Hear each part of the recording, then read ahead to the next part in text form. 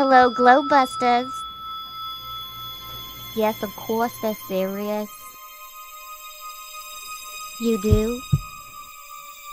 You have? No kidding. Uh-huh. Oh, they'll cure your globitis this week. Thank you. We got one!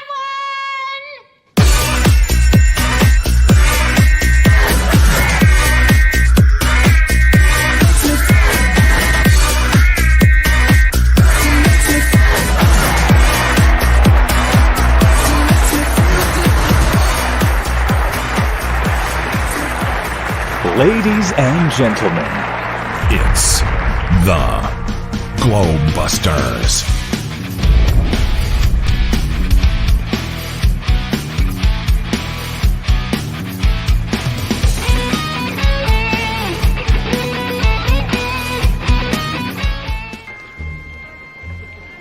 What are you supposed to be, some kind of a cosmonaut? No, we're exterminators. And now, here's your host.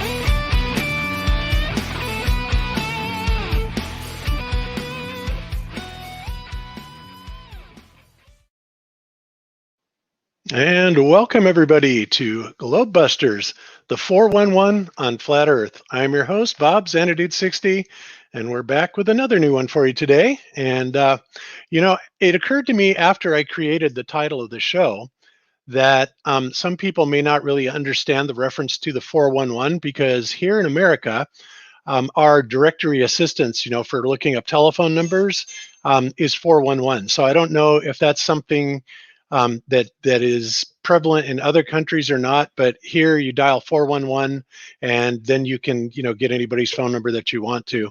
So it's always been referred to as information. So essentially what we're trying to say is the information on Flat Earth. But it just occurred to me how uniquely American this actually may be. But anyway, no big deal. All right, so we have lots of nifty things to talk about today. We have Austin back with us today, and we have John the Morgile that's also with us. And, it's funny, after last week's show, where we revealed the footage that you guys are actually watching now of Chris Van Matre videographing basically what appears to be a second sun in the sky. Well, it's like the powers that be decided to call in their number one guy, Wolfie 6020, to try and debunk this. And it was really kind of a sad and pathetic effort, but we're going to be talking about that because it's, I think what we have here is pretty difficult to debunk. And we're going to explain why that is, as we kind of go throughout the show today. But we'll be talking about that, and we'll be talking about some other stuff that's going on. One other thing that I do want to kind of talk about, and I should probably actually introduce the staff before we talk about this, because everybody, I'm sure, will want a little bit of input on this. So let's do that first. So first up, as always, is Jeran from Jeranism. How you doing, Jeran? What's up, Bob? How's it going? Doing great. It's a nice day here in California. So, it is a beautiful day in South Carolina. Wow, I love spring. And here it is so absolutely gorgeous and lush, vegetation everywhere. I mean, it's just wow. That's all I can say. Nice. That's happy to be here. Happy everybody's doing well, and it's good to have Austin back. Yep, absolutely. Okay, and next up, we have the doctor in the house. We have Rodrigo Ferrari Nunez. How you doing today, Rodrigo? Doing well, Bob. Thank you for having me. And yeah, nice to have Austin back. And hi, Jeran and everyone else. This is going to be quite interesting. Hey. And yeah, it was what I missed in the beginning of the other show, but I had watched the video. So that's why I was kind of bummed as well. I wonder, is there footage from the actual camera here being taken as well? Yes.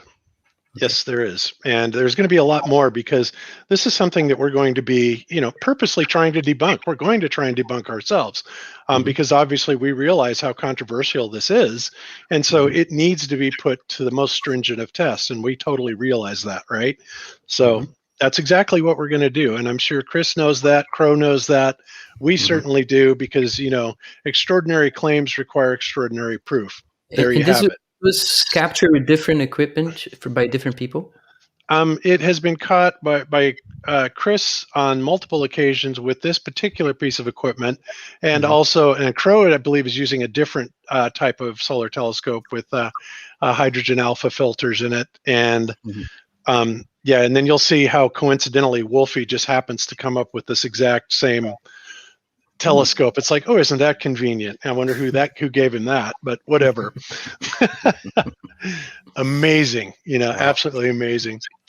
So, okay, also back with us, we have my wife, Cami, Aisling 717. And how you doing, Cami? Doing just great and happy to be here. You're right, it's a beautiful day here. I am really enjoying springtime in the Carolinas and having fun right now interacting in the chat. So it should be a fun show today. Yep, I think so too. And with us, we also have John the Morgile. How you doing today, John?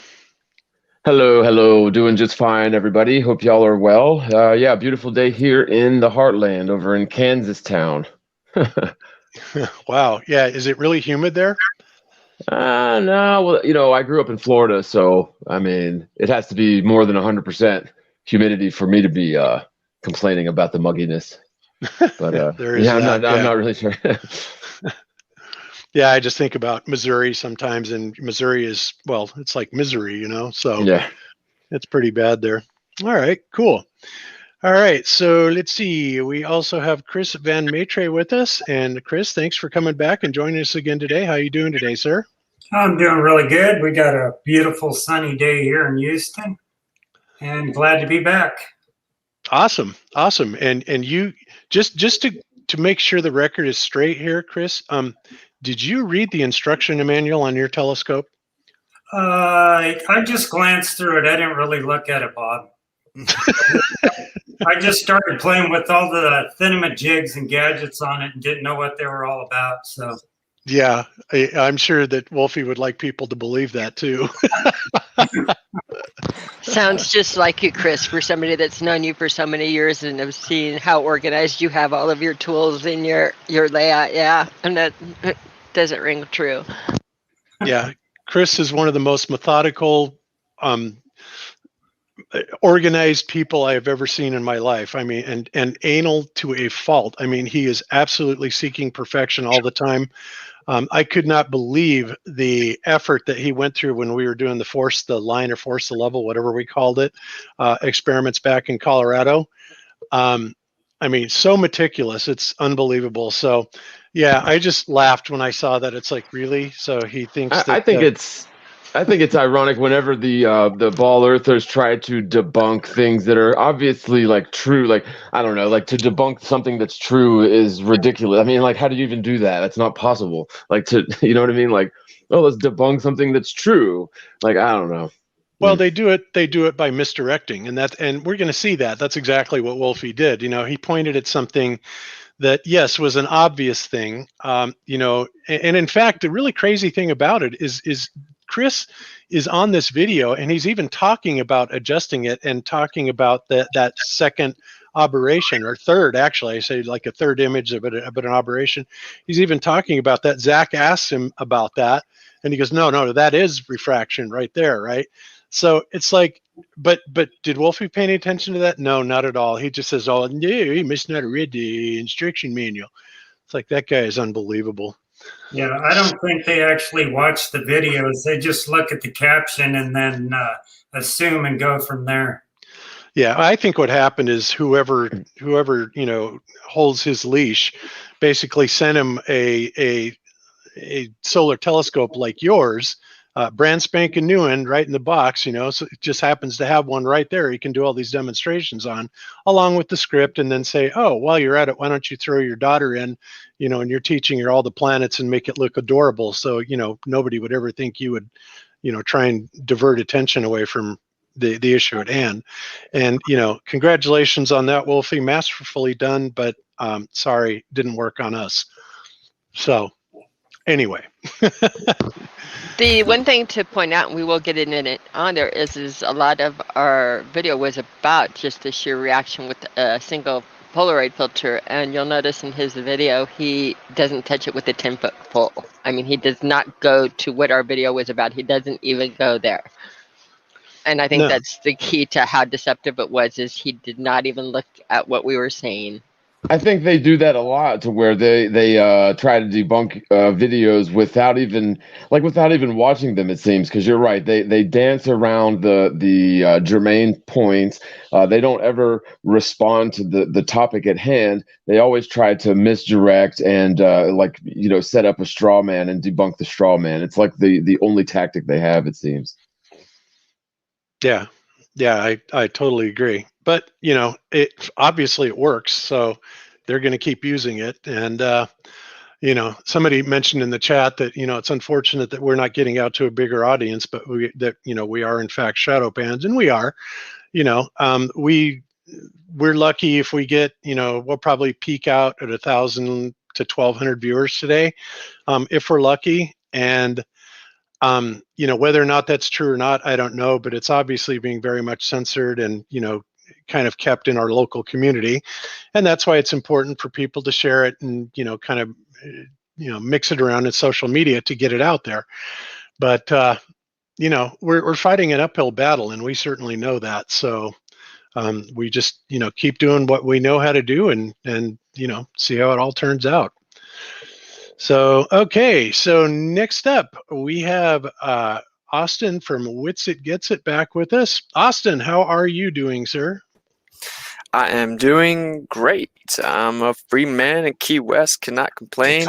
I consider this to be pretty close to paradise, And I will say the southernmost point of the United States is already quite hot, though. But yeah, I'm doing great. Glad to be back with the familiar.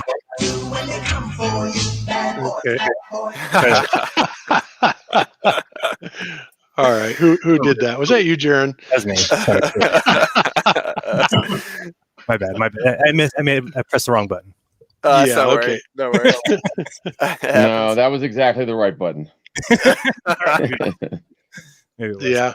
So, a lot of people obviously have been asking, what happened to Austin? What's going on there? And, I'll let you kind of summarize that basically. But, what happened, in my opinion, is utterly ridiculous. And it's something that should not be happening ever at all. And, especially with the fact that, so many people in the world smoke pot. It's legal in most places. And then some places just have their Orwellian rules and will try and make your life hell over a lot of it. I listened to your live stream from last night, Austin, and I could not believe the crap they put you through. I mean, wow. That's just unbelievable. Yeah, it was a crazy experience, to say the least, man. But it is what it is. They came and said that they smelled marijuana, which they literally didn't, because no one had been smoking. And then, in Florida, it's medically legal for the last 2 years. You can't do what's called a sniff and search, which is like, oh, I smell weed. And then you just pull a dog around and pop up on his collar and like, oh, I'm searching your vehicle. But they did that. And then, really the worst part, and of course, we advertise flat Earth all over our RV. I mean, that doesn't probably help. And we're waiting on a full motions of discovery to see maybe if some Glober found out my location. I did a live stream right before that, Mally Square. It is what it is. And then, really, the crazy part is how they handled it. Once they took us down to the station, it was just like, it was so inhumane. It was wild. So we'll see what comes of that, but it is what it is, and just seeing the positives, man. I'm good now. It's behind me, so what you gonna do? Yep, that's true. Well, it was definitely a test, that's for sure, and you kind of addressed that last night. But the inhumanity of what they were doing to you was just unbelievable. I mean, that in and of itself, they should have a lawsuit beyond epic proportions for that. But and I hope that does happen, because they have to learn they can't do shit like that. That's just way beyond the pale. Yeah, so, and just in case if no one knows, basically, so like what they did, they take me down to the station. They have me in handcuffs. First they actually clipped my vein on my wrist, and like I couldn't feel my right hand after like just a few seconds. I'm like, bro, this isn't my first time. You did that wrong, dude. Can you please loosen it up? He just laughed, threw me against the concrete, flipped my hat off. Then they take me down, got me in handcuffs. They got to wear a mask, starts to pull it out. I said, I don't wear a mask, bro. I got a medical condition, which isn't a lie. I breathe oxygen. And he laughed in my face and forced it on my face. They wouldn't book me in until I wore a mask again later after leaving me in this little cell by myself. They wouldn't let me get shoes or shirt when I left, so I was like freezing cold in there. And the cop said, yeah, we do that to keep the animals at bay. And then like I just kept being on the door like, bro, can I just get a blanket or something? And then they would just ignore me. Then after however many hours they took me to get booked in, they tried to give me a mask. I said, I don't wear a mask. I have a medical exemption. And he said, I don't care. I don't know what you're talking about, but I fear for my safety. I'm like, it's called a medical exemption. Do you know what HIPAA laws are? He's like, yeah, it means I can't ask you. I'm like, okay, so you're just saying, who cares? You know? Then another cop gets in my face screaming. I'm like, oh, you care about the COVID so much that you're spitting in my face. It was just a whole ordeal. You know, it was pretty crazy. And they put us in isolation because apparently air is going to kill you, even though flu, whatever, y'all get it. And, you know, you're only supposed to do 23 and ones. They had me in there for like 40 consecutive hour increments. They said for me to get out of isolation, which is literally torture, 10 days feels like 50, you know, like I have to take a COVID test to get out of isolation. And so I had to take the little rapid COVID test or whatever. So like basically under threat. And then we get moved, and it's just a whole ordeal. So it is what it is, you know. But yeah, we're probably going to pursue some type of legal action, you know, and maybe it'll be a blessing in disguise. Ultimately, we'll see. Yeah, well, I certainly hope so. And if there's any justice in the world, there will be. You know, this will hopefully come out for you, because yeah, wow, that is just beyond belief. And you know, the level to which hatred has gotten to in this world, I mean, it's sad and it's scary, and it's, you know, I just, you know, we all want it to change, right? So, and that's why we do what we do, because we see where this is going, and we just simply, you know, are not willing to be treated like animals. So, yeah, I mean, and the dude didn't. I mean, he didn't even mince words, right? He just straight up said that, and I'm like, oh yeah, what a cool story, man. You know, and you guys know me. Once you cross a certain line, you know, I'm gonna speak my mind. You know, so I let them know. You know, oh, I understand. You have an IQ cutoff to work here, so you know, I can't really even hold you accountable. You know, so it is what it is. Going through that process, if you've never been through it, though, it is the most degrading. Just an awful experience that I wouldn't wish on my worst enemy. And if you haven't been through it, you know, it's not something that you can just describe in words. And you know, you talk about the time dragging, and especially when you're in isolation. I guess right now they put everybody in isolation on intake. And yeah, from what I gather, they can keep you there for basically nothing. And that'll drive a person crazy, man. I mean, that is literally, I think it's cruel and unusual punishment bordering on like psychological torture. And that sort of thing has to stop, especially for drug offenses. I mean, we're talking about a victimless crime. I mean, what crime was committed here? I mean, there is no crime. There's no victim. And yet, where does that give them the right to treat you like an animal and take away your rights and put you in a cage like an animal and basically treat you without any sort of dignity? It really does. It has to stop. And yeah, my heart goes out to you, man. I've been there. And like I said, I wouldn't wish that on my worst enemy. So I feel for you, bro. No worries, bro. Much love. You know, I'm pretty strong. You know, I mean, the crazy part is they've deemed it inhumane to do more than 23 hours. You have to let someone out an hour every 23 hours to take a shower and blah, blah, blah. They got us in there for 40, 42 hours. You can't do that with a terrorist, bro. Like, literally, it's considered inhumane. It was ruled on. And they're so worried about, you know, this crazy illness that, like, I couldn't get soap for 4 days. So, you know, like, it's just laughable. But like I said, it's all good. It's no worries. Glad to be back. Yep. All right. Well, we're happy you're back, and awesome. So we will leave that behind, and hopefully leave it as a distant memory, and hope that justice will be served at some point with that. So excellent.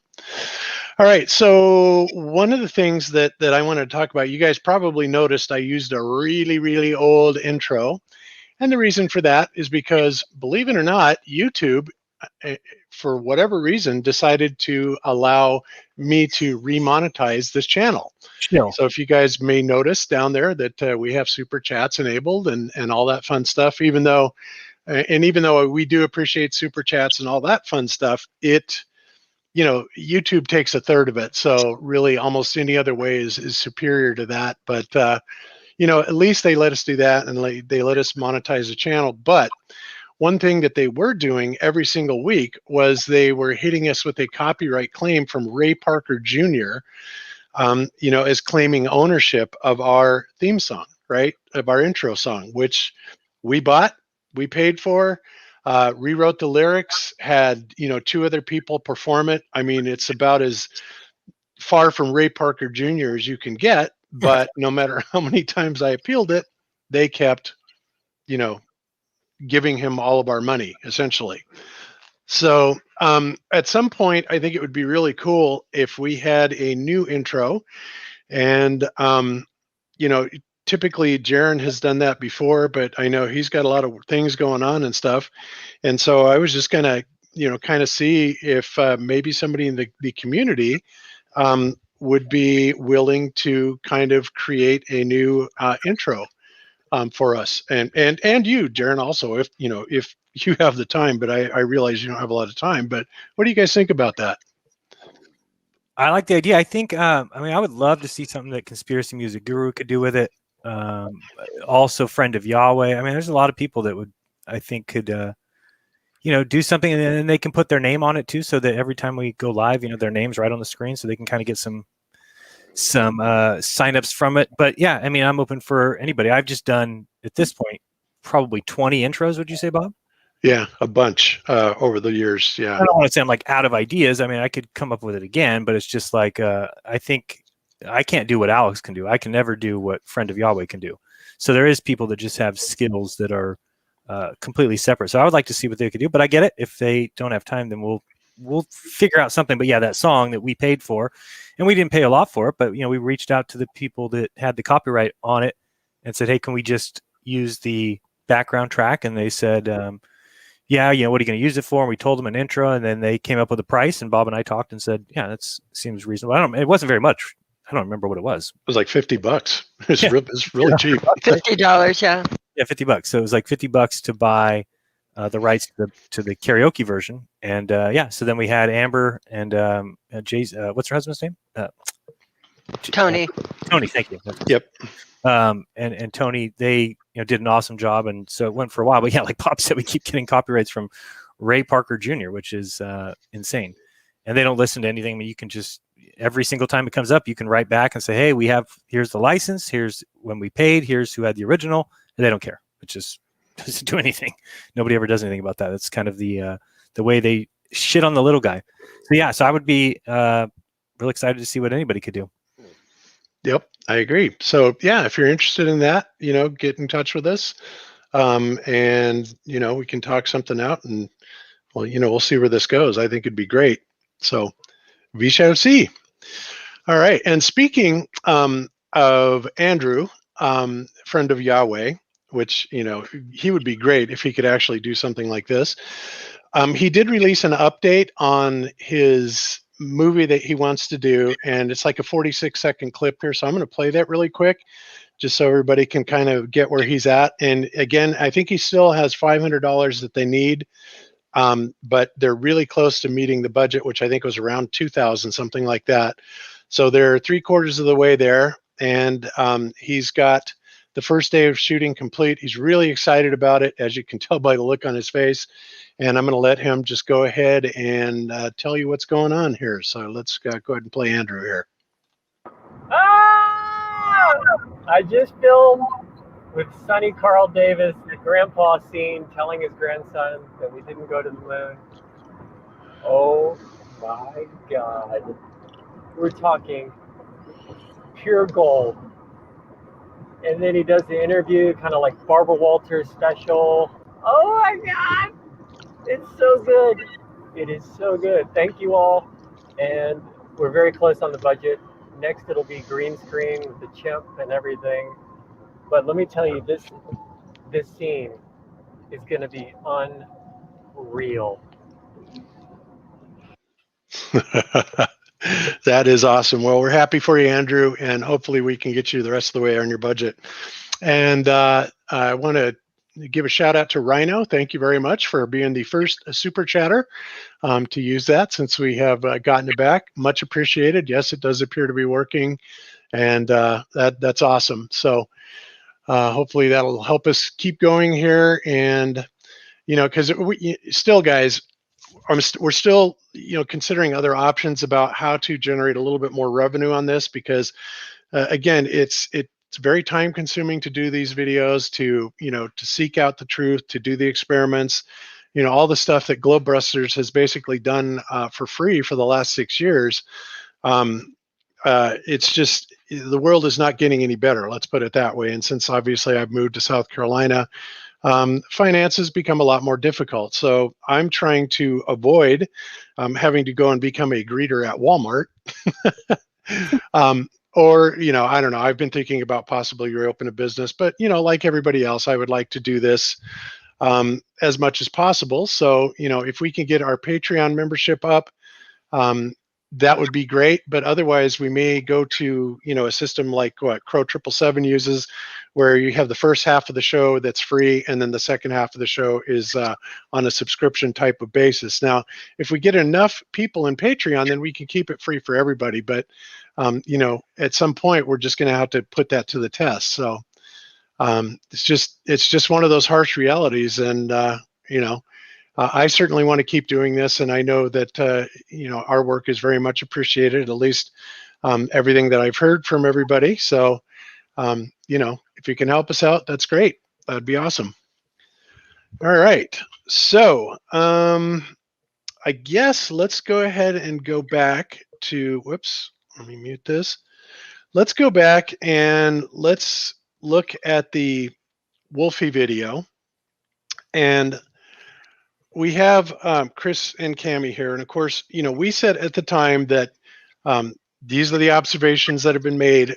We have kind of said, well, this looks like it's a very real object. And the reason for that is because this second image, something very interesting happens with it, in that we are able to phase it out completely with a polarization filter. Now, that is not something you can do on something that is a reflection or an aberration, something like that. You can't actually affect it with a polarization lens. Whereas if it's a true image, then you absolutely can. Well, guess what? We found out that we can absolutely do that. And that is something that Wolfie, completely ignored 100% in this. And in addition to the fact that he also said that, Chris never made any adjustment or never ever tried to, tune that image out. But let's go ahead and give his video a watch, or at least a few minutes of it here. And then we're going to point out a bunch of the mistakes that he made and go from there. So here we go. So I don't watch a lot of Flat Earthers videos these days, mainly due to family commitments, but also because they are just repeating the same claims that we have debunked years ago. However, I did watch this one because I noticed they were using a Coronado Hydrogen Alpha Solar Telescope. And the video title is Looking at the Second Sun with Chris Van Matre. As soon as I read that title, I had a suspicion of exactly what they were doing wrong. And as it turned out, I was correct. In this video, we're going to look at something called an internal reflection, which can occur in cameras and is quite prominent in this type of telescope. And apparently these flat earthers did not bother to read the telescope manual because it explains very clearly how you can eliminate them. Anyone that has followed this channel for a while knows that I have a hydrogen alpha solar telescope, and I've used it for various observations of the sun, all-day time lapses, and also during the sunset. So let's take a look at what an internal reflection is. So to understand why cameras and telescopes can experience internal reflections, you just need to understand that glass is not 100% transparent. Here I am looking at a clear window, and if I take this torch and turn it on, you can see a very strong reflection of that light in the window. If a camera or a telescope has more than one layer of glass, you can also get that light reflecting back and forth between the layers. And that is what will appear as an internal reflection on the camera or telescope sensor. So I find this amazing here. All of a sudden, he's got a brand new, Meade, a hydrogen alpha telescope, just like Chris's, that just kind of comes out of nowhere. Doesn't, mention anything about that, but there it just manifests. And, for him to do these demonstrations with, I find that amazing because, who in their right mind would watch a flat earth video and then go out and spend, however many $1,000 these things are, or $100, whatever, to do a demonstration like this. So, and I'm not saying that he did do that, but, it's just strange. He claims that he had it before and that he's used it before, that people know it, or whatever. Well, he's claimed that he has a hydrogen alpha, but not this one specifically. That's the thing. I thought he didn't say, well, I've got that exact same telescope, so whatever. And it doesn't really matter, but it just seems kind of strange that it would just pop up out of Suddenly nowhere. he has a brand new one right there. Well, but wasn't he years ago already giving away crazy equipment for people? Yeah, anybody that basically supported him or, did things that were favorable to him, he would buy them drones. Red's Rhetoric and all those guys, they all got brand new shiny drones from Wolfie. So, yeah. Right. It's nothing like being able to buy off your audience. It's very nice. But anyway, let's continue on. This is looking at the front of the Coronado Solar Telescope. And here I have a single light source. If I shine that torch into the front of the telescope, you can see multiple reflections from the various filters and layers of glass inside the telescope.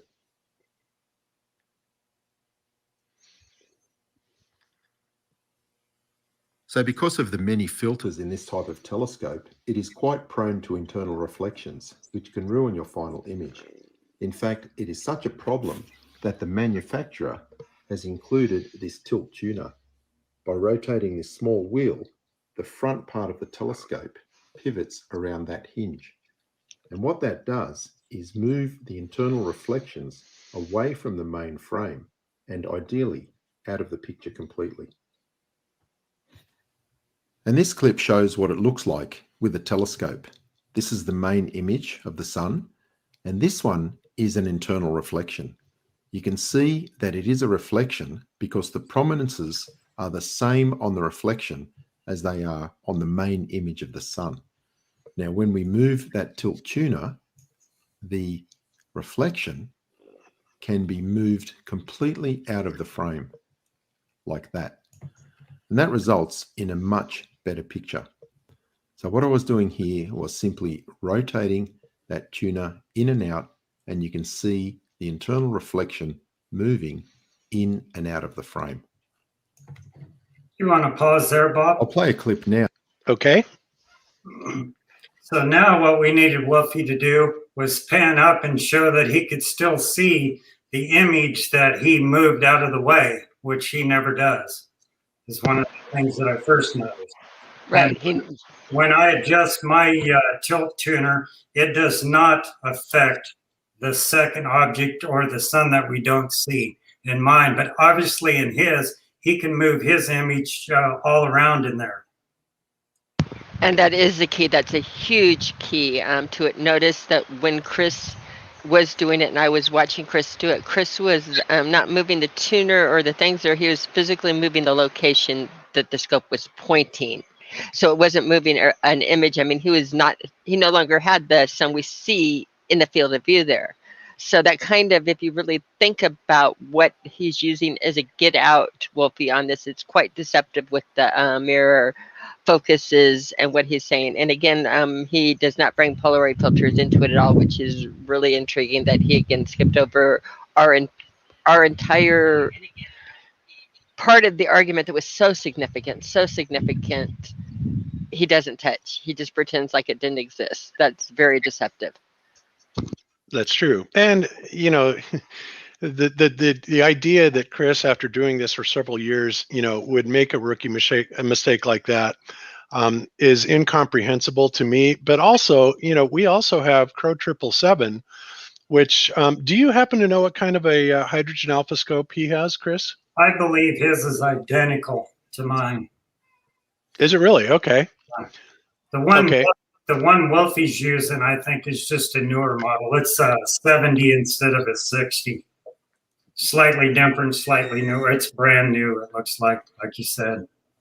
Yeah, it's but no surprise. It's nice to be able to afford all those nice new toys, just to pull out and debunk the flat earthers with. But yeah, so he didn't demonstrate being able to do anything as far as pan back to that image. But most importantly, and I think this is this was the big point that we were pointing out, and that Crow very clearly got, was that we were able to phase that image completely out, all the way out, simply by putting on a Polaroid filter in the front of it and rotating it slightly, and bam, it was gone. You cannot do that with aberrations or reflections. It doesn't work that way. So, but of course, that was never addressed, because you never ever go to the things you don't want to bring attention to, right?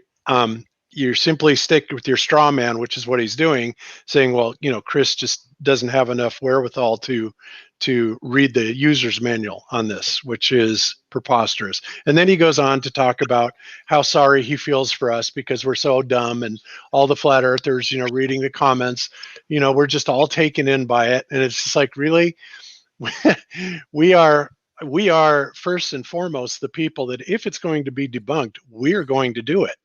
And that's absolutely something that is on the agenda. If it can be done, then we will. If there is a reasonable doubt, we'll bring that up too. But we realize, like I said, at the onset of the show, extraordinary claims require extraordinary proof, and we realize that this is a pretty big claim. So let's continue on with what else he says here. Can we stay pause 1 second for me to make a really good clarification? Because they're going to throw it back. This is for our super geeks in the chat and other people that are listening. They're going to say that Bob just said a reflection does not polarize light. And that is true, or an aberration does not. That is true all of the time, with one found exception. They have looked for this phenomenon a lot, and it is found in one exception called Brewster's angle. And just so those that want to throw that back at us, I play with Brewster's angle. I've replicated it. I feel that I really do have a pretty good understanding of it. It's very easy to achieve on a physical object. Again, if it was physicality picking up that angle, it's like when you gloss the surface of something. But getting it on a reflection or a reflected beam of light requires such specificity. Help me with my words, Bob. Specificity. I can type it. Yeah, specificity of that word. Thank you. It requires, in other words, you really need to line up your angles and get it correctly. You need that beam of light to be bouncing right at the exact angle. And we're talking not partial extinction. We're talking full extinction, that, again, you're only going to get in a fully polarized situation, not randomly, again, unless you have it right on Brewster's angle. They're showing me images that we moved. I was with Chris when he did this in our front yard, and then I watched him pile his scope up, drive 33 miles to Karen's house, pull out his scope, set it up there, and replicate it in a different location. You would have had to have reset up exactly where the reflection was in order to get the full extinction. You couldn't have just random willy-nilly achieve this.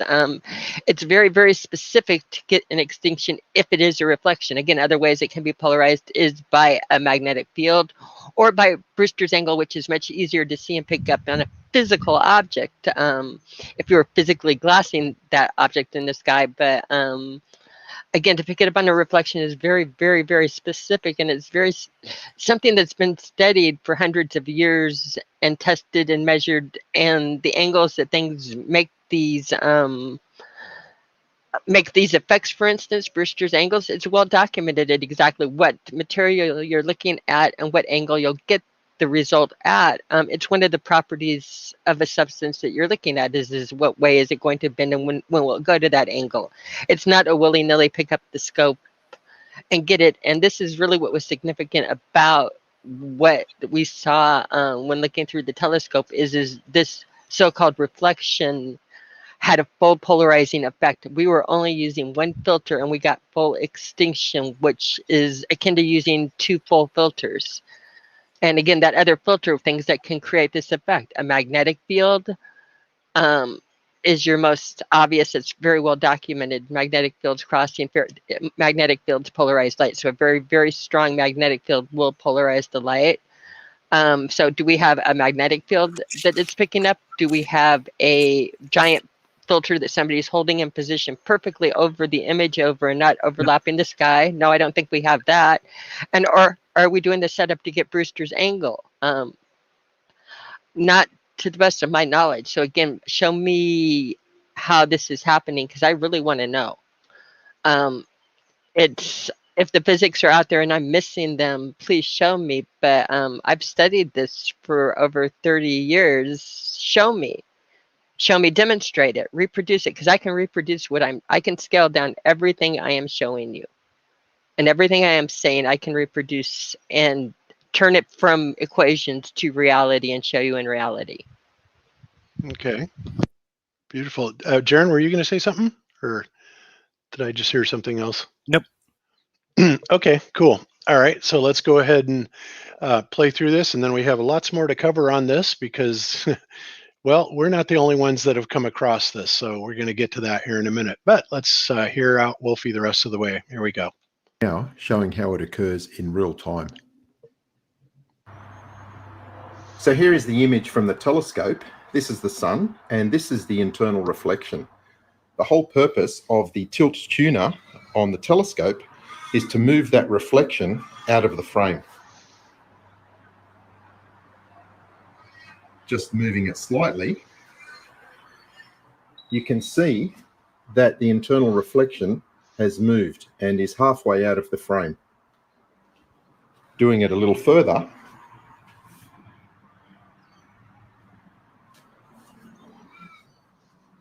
will move the internal reflection completely out of the picture. And that is the whole point of having that tilt tuner on the solar telescope.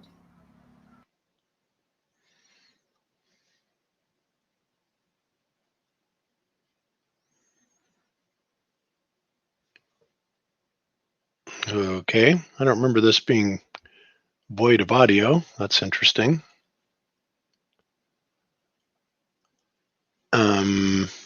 Wow. In fact, We'll talk about because you don't want me to sing. Yeah, that's true. No, it's just weird. Let me refresh the page. 443 time index. That's really strange. So I don't watch a lot of flat earthers videos these days, mate. You can clearly see. Okay, well, apparently the audio is going to kick back in. I just didn't remember So that. if you go back to the flat earthers video, you can clearly see the tilt tuner on the front of the telescope here. But apparently he has no idea what it is used for. If you look at the instruction manual on the Mead website, it clearly tells you. On page 9 here, only adjust the tilt of this tuner until any internal reflections are positioned off the image of the sun and in the least bothersome position. When adjusting the tilt of the T-Max tuner, keep in mind the least amount of tilt used is best, as image quality will begin to suffer with excessive tilt. You only need to adjust your internal reflections to the point where they do not bother your view. So it is not just telescopes that are prone to internal reflections. This is footage from the P900 looking at a sunset in Perth, and you can see an internal reflection of the sun right here. As I play the video and move the camera around, you'll see that reflection moving around also. Yeah, he's so same thing, eh? Yeah, he's so gentle and kind in this in his speaking here, not with his usual vitriol that he has for flat earthers, because he realizes this is going to go out and reach a wider audience. So I did post a comment on this video explaining that it was just an internal reflection that they were seeing, but apparently this channel censors heavily and my comment was not made public. What I find incredible is reading the comments from the flat earthers, who all seem very willing to just believe that they were looking at a second sun. Instead of looking for a more reasonable and obvious explanation, which is right there in the instruction manual for the telescope. No,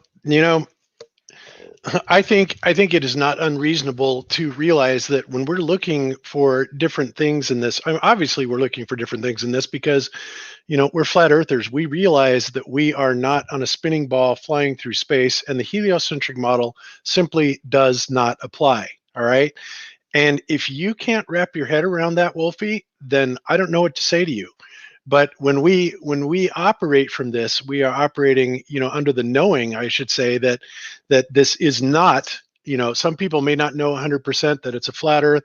Some people may think that it's a realm. Some people may think that it's more infinite. There's a lot of possibilities, but what we do all understand very clearly is that we're not on a spinning ball flying through space in 8 different directions cumulatively, going over, millions of miles per hour. That notion is absurd. We will never accept that. And so we look to other sources to explain these anomalous things that we are seeing. And some of those anomalous things have been covered in ancient cosmology, Vedic cosmology, Chinese cosmology, cosmologies from around the world. Everybody in the world has a very, very similar projection of what this place is, and all of them show a flat plane that appears to be covered by a dome. The only one that doesn't do that is 20th century NASA, right? Nobody else does that. So obviously we're going to be looking at a different place for this. And it's obvious also that because of the fact that this is something that is going to be very heavily censored, that you guys are going to do your best to debunk anything that comes out, supporting this. Well, the problem with that is that, it wasn't just dumb flat earthers that found this. Okay. There's another guy. In fact, Jeran, do you remember the night that we did that broadcast that we were rebroadcasting something that SLU did? Do you remember SLU? Yeah. They had there's going to watch something on a telescope or something. Exactly. Right. So there's an astronomer that worked for SLU. In fact, I think he was one of the owners or progenitors of it or whatever. Anyway, he's a world-renowned astronomer. His name is Paul Cox, right? And he came out and showed the second sun and said point blank that this is a second sun that NASA is choosing to hide. They hide all kinds of stuff like that. And I'll play this video for you here in a minute. But I just found it astounding that he actually came right out and said this, right? So, I remember that we considered the possibility of it being some sort of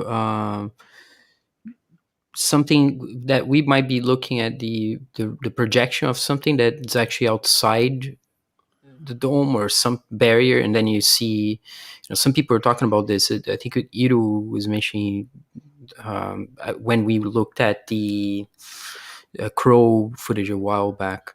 But yeah, is that's not the case then here? So the idea is the second sun, the black hole sun, won't you come idea? Right. Well, essentially, what we're proposing here, and this, this goes back, and it is kind of commensurate with what is being talked about in the Book of Enoch, as the sun going through the different gates. Essentially, you could look at those as different reflection angles as it is being projected around the parabola, or the parabolic shape of the firmament, right? And Cami actually demonstrates this very, very well with a little toy that she has, the miroscope. Yeah. It's you awesome. get the holograph from whatever's inside through the mirrors. It's pretty amazing. Yeah, it truly is amazing, and how she's able to reproduce a lot of the things that we see in our sky, I think, is absolutely astounding. Well, so it just turns out that ancient cosmology, things that are described in the Book of Enoch, and I'm sure in many other places as well, happen to go along with this. Well, so we obviously have anomalies in our sky that they will try and explain away with, ridiculous things. Sundogs, for example. They say sundogs are nothing more than reflections that are caused by little bitty minute ice particles, right? That are suspended in the atmosphere. The ice crystals. Yeah. It's like, give me a break. And it just happens to create that perfect kind of shape, that almost cymatic shape. Mm-hmm. Exactly. So, Right. and we've caught, several other things. I mean, there is something anomalous out there during the eclipse of 2017. Oh my God, there were anomalies that were beyond belief. Not to mention the fact that the entire eclipse was, in my opinion, impossible from a heliocentric standpoint. And I do realize that a lot of people went through this, and I'm not even sure, Jeran, you may have been one of them. And some people said, well, yeah, it looks like it's possible, but I don't know. Just the problem is the size and the direction of the shadow, right? None of it matches. Size, direction, and speed. Yes, exactly. Yep. So, Bob, I want yes. to drop in a short video that I took. That's like literally a short video I took. Where would you like me to drop it into for you to pick up? You can drop it in Skype. Okay. Okay. Thank you. You're welcome, and I will play it as soon as I get it here. But yeah, so I mean, that's the thing. There are definitely anomalous things in our skies that the explanations, I'm sorry, I just don't buy, of things like ice crystals, and, when we see second sun events, or all of these really weird projections that are being dropped, down on the Earth, during eclipses, so many weird things. A lot of people believe that this may have something to do with, and forgive me for saying this, guys, but Planet X, okay? And, they have come forth with visual evidence for what they're claiming is Planet X. Well, whether Planet X is real or not, I certainly don't believe it's an actual planet, at least, especially not in the way that the mainstream would like to have you, think of it, being this planet that's going to come into our system and cause pole shifts and gravitational anomalies that's going to completely screw us all up, right? That's just not going to happen that way. Oh, okay. Oh, this is different. Okay. This is new. This is an accidental experiment I want you to put on, because it's exactly what you're saying, and it's something else that Robert Bassano or Planet Veritas is saying in the chat. And what this is on this video, when you get it mounted, is this was an accidental experiment that I happened to have a globe ball that I'm going to put the cameras on and show you while you're getting it set up. Well, I'm okay. I just want you to see. I was lighting this up. Let me go to you. Hang on. Okay. All right, you're presenting. Okay, I had this in my office, and it reacts to UV, and this was at night. It was on a stand, and I had a whole bunch of little glass domes of different sizes on my desk next to it. So 3 of them, and I was playing with UV, and I lit up this ball, and just where I had the domes positioned underneath, I want you to see what happens on this video. So I'm going to shut me down and let you present. Okay. Because it's going to demonstrate something, again, I hit it accidentally, but something that Robert just mentioned in the chat. So we're going to play with him on it. Okay, fair enough. So here we go, and I'm going to play it. That is the ball that I was holding in my hand. I have a UV light. I lit it up. And you'll see I'm going to take a pin light and I'm going to make it glow with this. It also photoluminesces. So now the light's away. Take note, those little domes all over the place. It is phasing into them, and it's not only propagating into them by itself, but you'll notice that they all have different moon phases, depending on what angle you look at them. It's just a fun little accidental, when I play with things, it just happened to be the way that the little half domes were right underneath that when I hit it, and it's like, oh, this is really cool. I'm going to capture this on camera. Okay. So again, images can propagate. If you have a magnetic field or a dome over us, the idea of it propagating into our vision is not something I'm pulling out of my rear end. It's something that happens in reality. Right. Gotcha. Okay.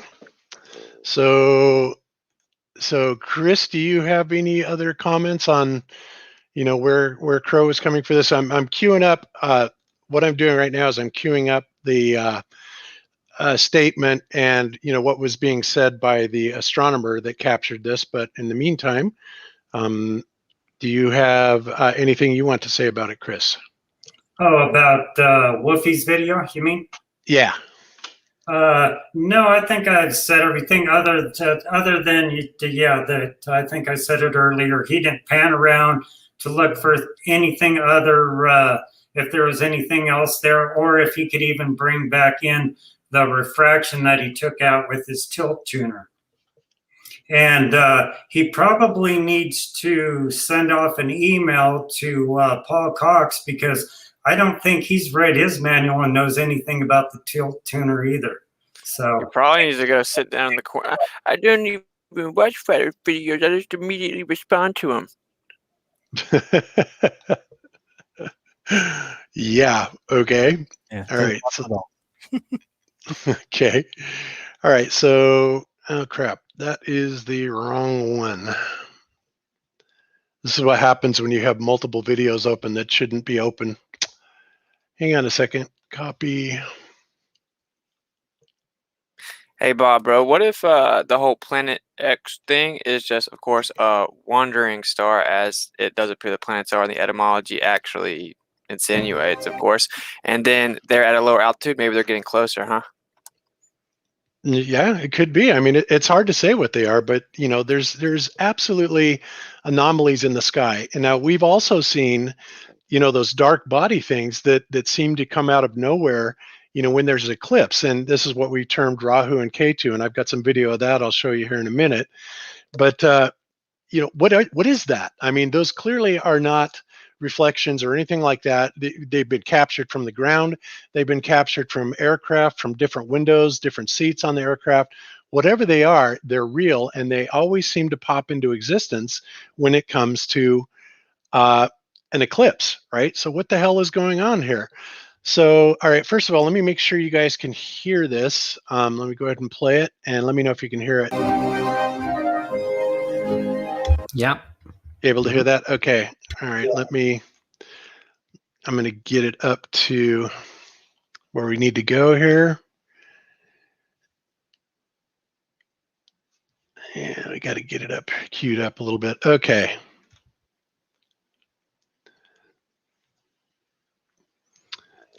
Okay, so this is what's happening. This is when SLU was doing their broadcast, of the sun. They were looking at a transit of Mercury, and all of a sudden he caught this observation of this second sun, just like what Chris did, right? And this is a guy that I guarantee you read the instruction manual on his solar telescope, right? And he went so far as to. I am going to welcome. I'll just let him talk here. To the show. We're going to have live views again. We've got still, actually, I have just heard that we have now lost Dubai. You saw Dubai get darker and darker, and that was just the sun setting. Here we are with the live views from the solar telescope just behind me. It's what SLU members are going to watch every single day from now on. And you can see there, the sun is on the left. You can see the small black dot, which is just to the right of center of the sun. That is the tiny orb of Mercury. Mercury, you now know so many interesting and fascinating facts from SLU astronomer Bob Berman. You'll be able to tell all your friends. Now, you may be asking yourself, what is that large round thing to the right of the sun? Well, that's our second sun. I don't know if you knew that we had a second sun, but there it is. It's normally hidden from view. NASA and other organizations, they usually hide that stuff away from us. They don't tell us the truth, but there it is. It's true. Yeah, he actually said that, guys, and it's amazing. But again, he's taking what they were showing there is exactly what Chris had captured. Is just to the right, about the 2 o'clock, 1:30 position on that top right edge of the sun. Now, can you see that mysterious glow in the right-hand side? What do you reckon that is? Use @SLU, tweet us at @SLU. Do you think it's the mysterious planet Nibiru? Maybe appearing in these live shots, So we don't cover stuff up like NASA does. Anyway.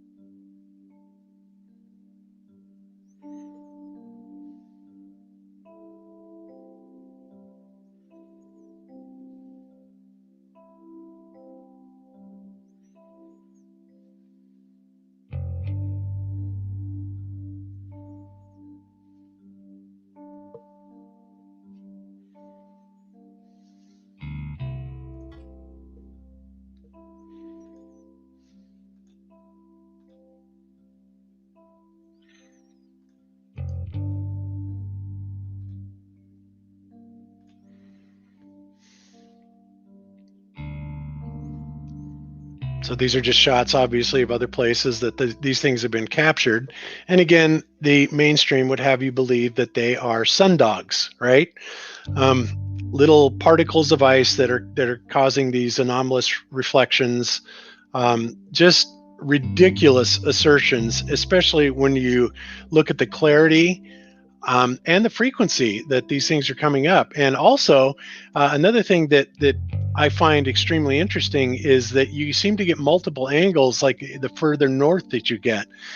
And that, I think, would have something to do with the possibility of a change in shape of the firmament itself. Now, Jeran has posited the firmament as being kind of like a bundt cake, right, instead of a dome. And that seems to me that would explain a lot of things like that. But there's just so many things that tell us, first of all, that there is a firmament. I covered some of those last week. But there's something definitely above us. There's something that gives us the coffee cup caustic, right, phenomenon, where we get a 24-hour sunlight in Antarctica, but not a clear sunshine, right? Now, also, the other thing that we find is that these things pop up occasionally, and this could have something to do with the natural Faraday effect, or the polarization caused by Earth's magnetic field that is revealing the second sun, right? There are a lot of possibilities as to how this is being brought in, but the evidence, it seems, is mounting, right, for this. And I just don't think that, just dismissing it out of hand, especially when we're looking at this as flat earthers, we just can't ignore it. Absolutely can't. So anybody else have any comments on this? If you were to make, and this might be for anybody who knows how to answer this, if you were to make like a glass-shaped kind of dome on top of you somewhere in a flat landscape, and you make it out of polarized glass so you can control, would you be able to see more things, or would that reveal anything, or would that be useful at all? Or I don't know. What do you think, Cami? And again, I was answering a question in the chat. I'm so sorry. That's fine. No, just if you were to construct a kind of dome in a flat area somewhere to observe the sky, but you make it a glass dome, but you make it also polarized filter, or so that you can control the angle or something somehow. And would that help to observe things that might not be there? Would that be a kind of structure that might be useful somehow? Okay, anytime you're talking about solids in nature, I want you to, like, everybody just take a step back and do their periodic table and look at it a little bit different. I know that's like really a touchy subject here, but look at your periodic table, and instead of where they have particles, just put charges in. Use your imagination, but look at each one of these elements. Each element has got an electrical property, a thermal property. It reacts with magnetics. It will either repel, it will conduct. It will do the same with electricity. It'll do the same with heat, with all of the different properties. And that's how we measure elements, is how they react and what functions they can serve, right? So when you're growing out of nature, what you would need in the properties, you can grow single refractive, double refractive, magnetics. Even with magnetics, optical qualities will change. Like a bipole under very cold temperatures will produce a circling field optically.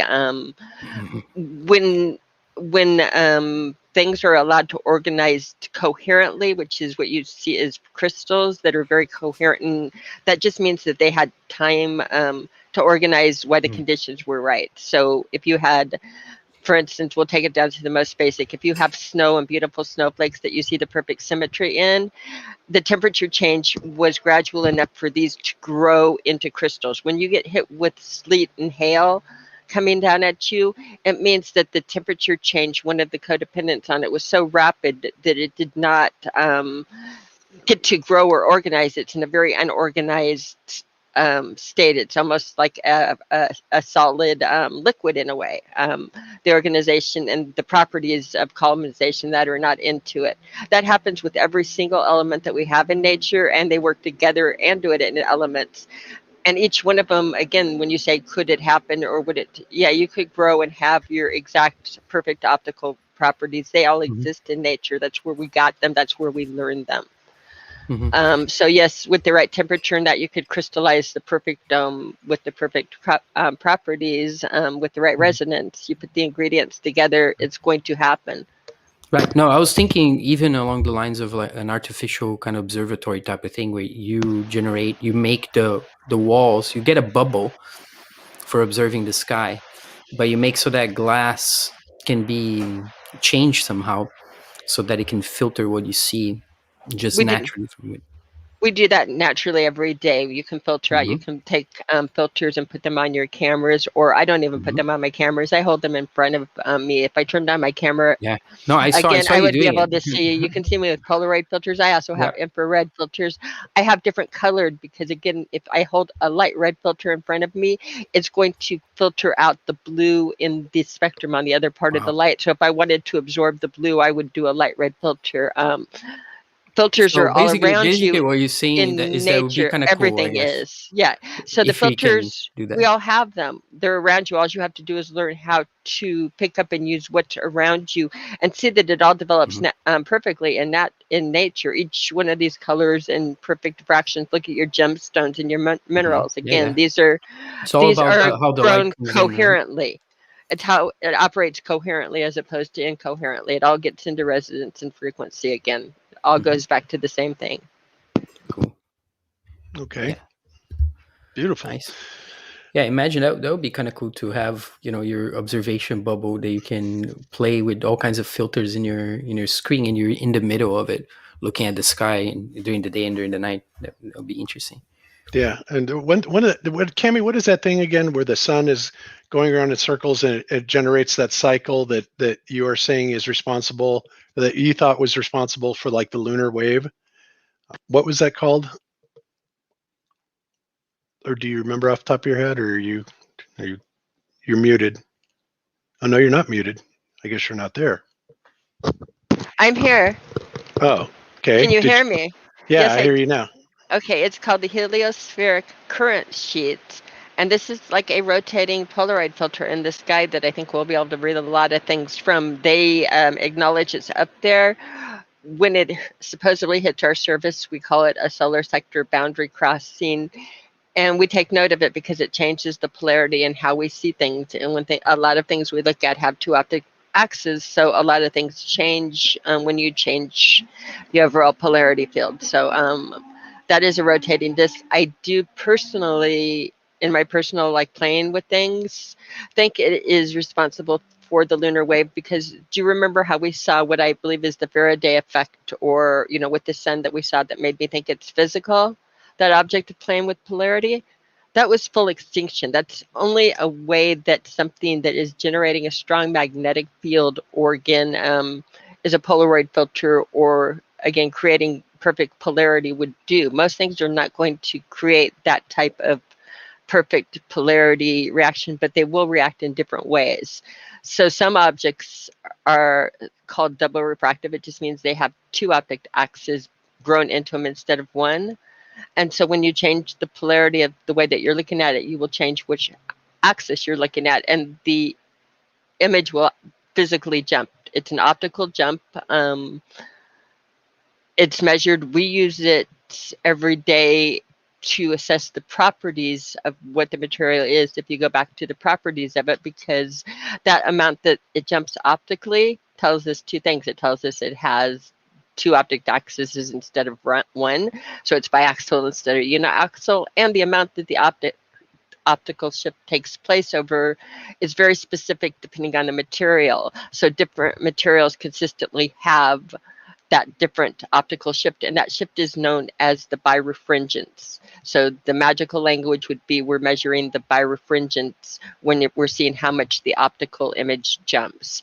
Now, a heliospheric current sheet is nothing more, if you look at it, the sun's rotating magnetic field giving you positive and negative polarity in an electric field, which is simply saying a rotating positive to negative. Think of your rotation.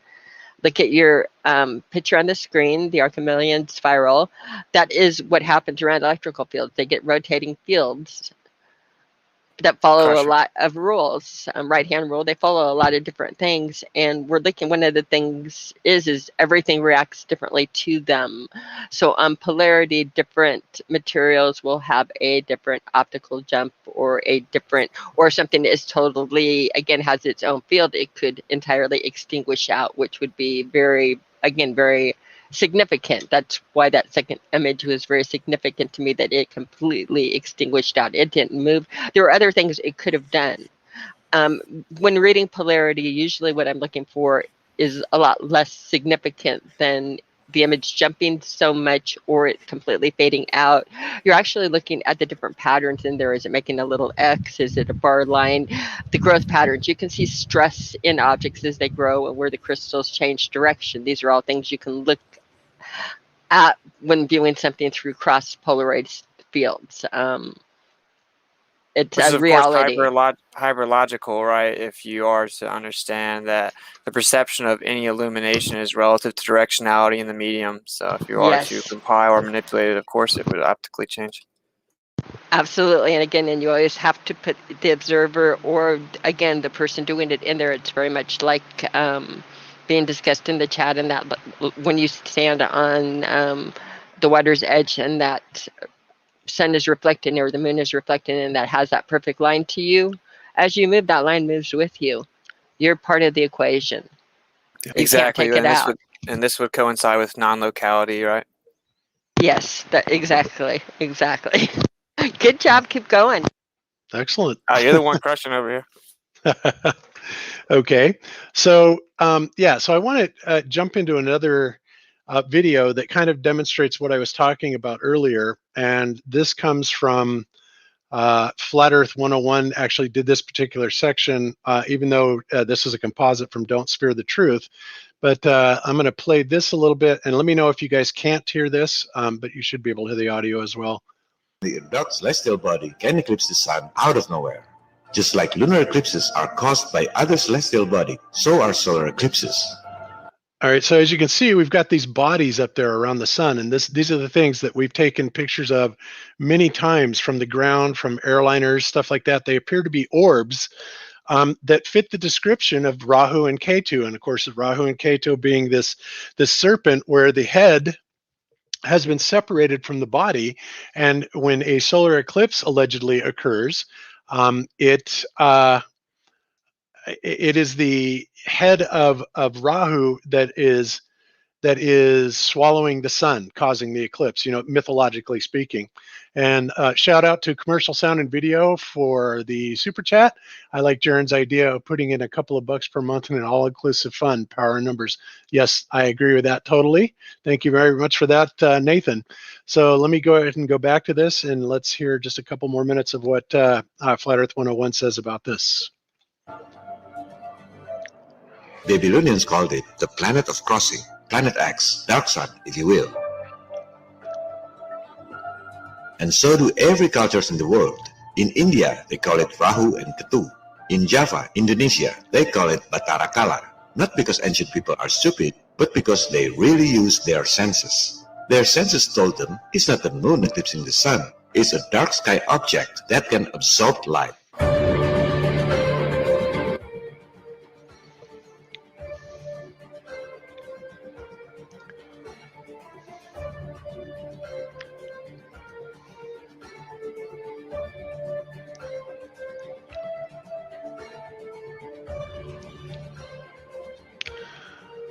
Of course, now, obviously, the mainstream would have you believe that every bit of this is just some sort of reflection, refraction, video anomaly, whatever, anything but something that might actually be there or might have any physicality to it. And, like I said, I think that the evidence is kind of mounting for this.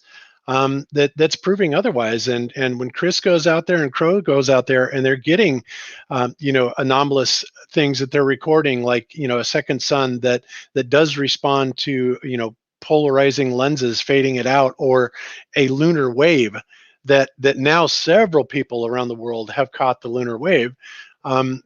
You just can't so easily brush these things off anymore. So that's where we're at with it, guys. All right. So I'm going to go ahead and stop this. All right. So anybody have any comment on that? And now, Cami, you said, Yes. okay. Can you hear me? Okay. Yeah, My I hear you. kids are going in and out.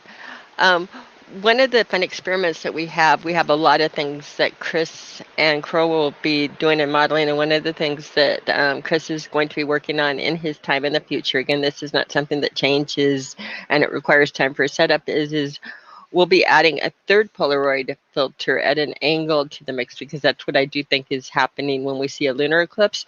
And I think we're going to be able to replicate using the sun as the third filter. In other words, doing a little bit, push a little bit what you're going to see as far as the moon getting red. We're going to replicate it backwards, even though it's not in the order that I think the filters are. We can still replicate some of these effects and have fun with them with you and show you why we are looking at it this way and how significant it is. Again, the way light plays with each other when it's polarized. Yep. Each is a learning experience on it. Yep. And it's a visual, it's an optical. Don't look at math equations with this. These are all optical effects. You need to look at them optically if you want to understand what's happening. Yep. Okay.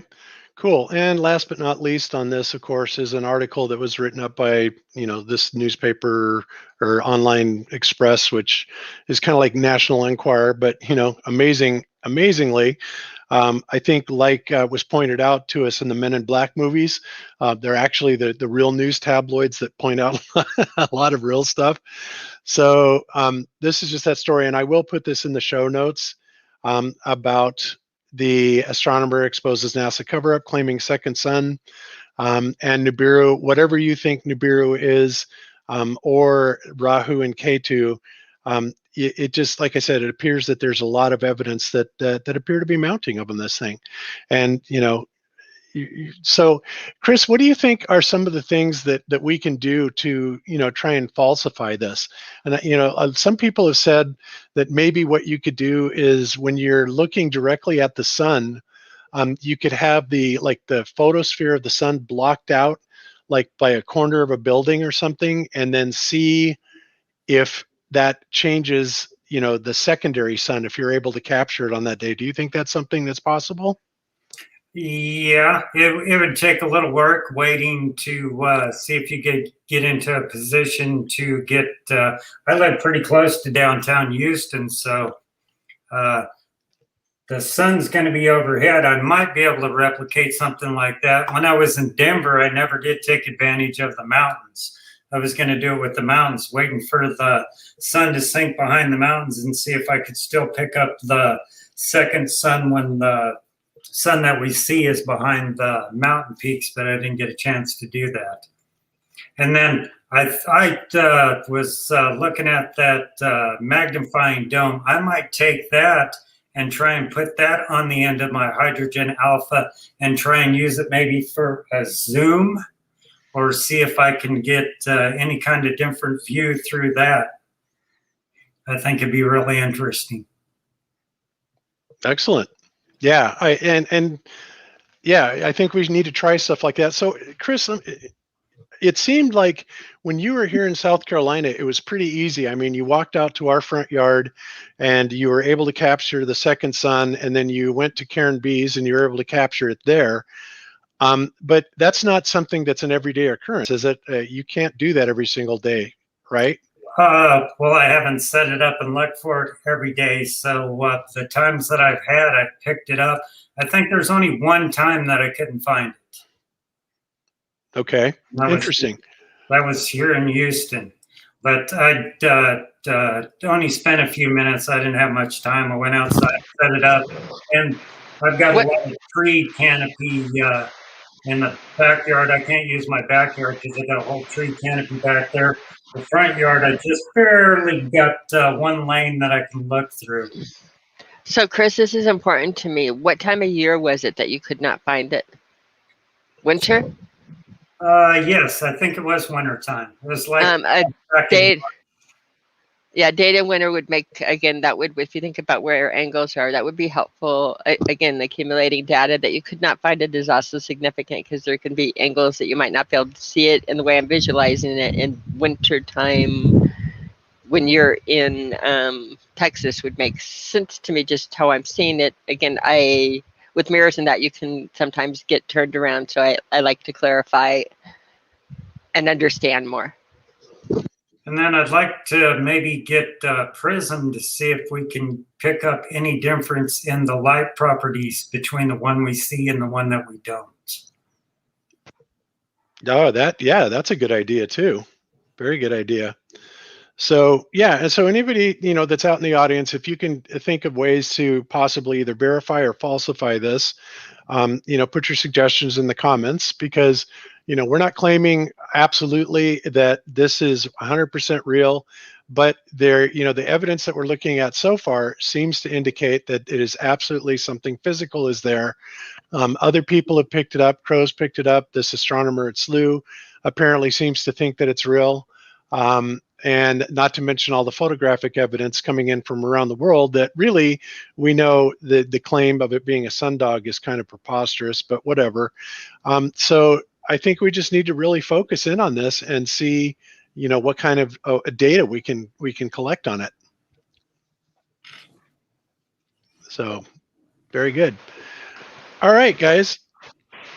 So, oops. I think that was Austin, but I'm not sure. Sorry, the one thing that you may want to do is see to what extent you can have other people also make the same observation. What is the least that they need in order to try to verify this from different angles? And one question I would have is like whether it moves in relation to the main sun, and whether it is something that is also electric.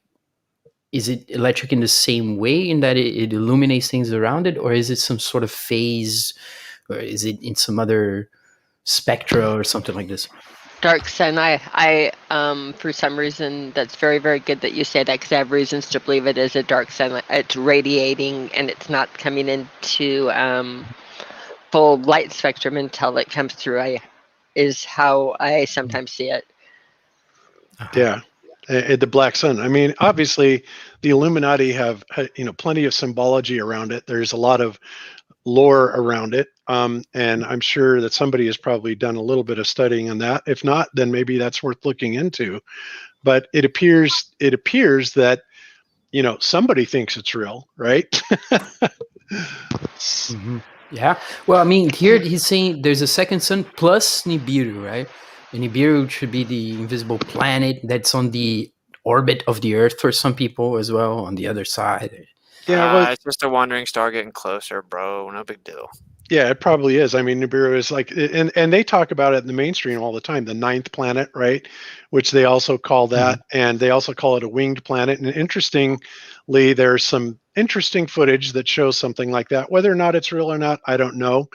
But like I said, I'm not.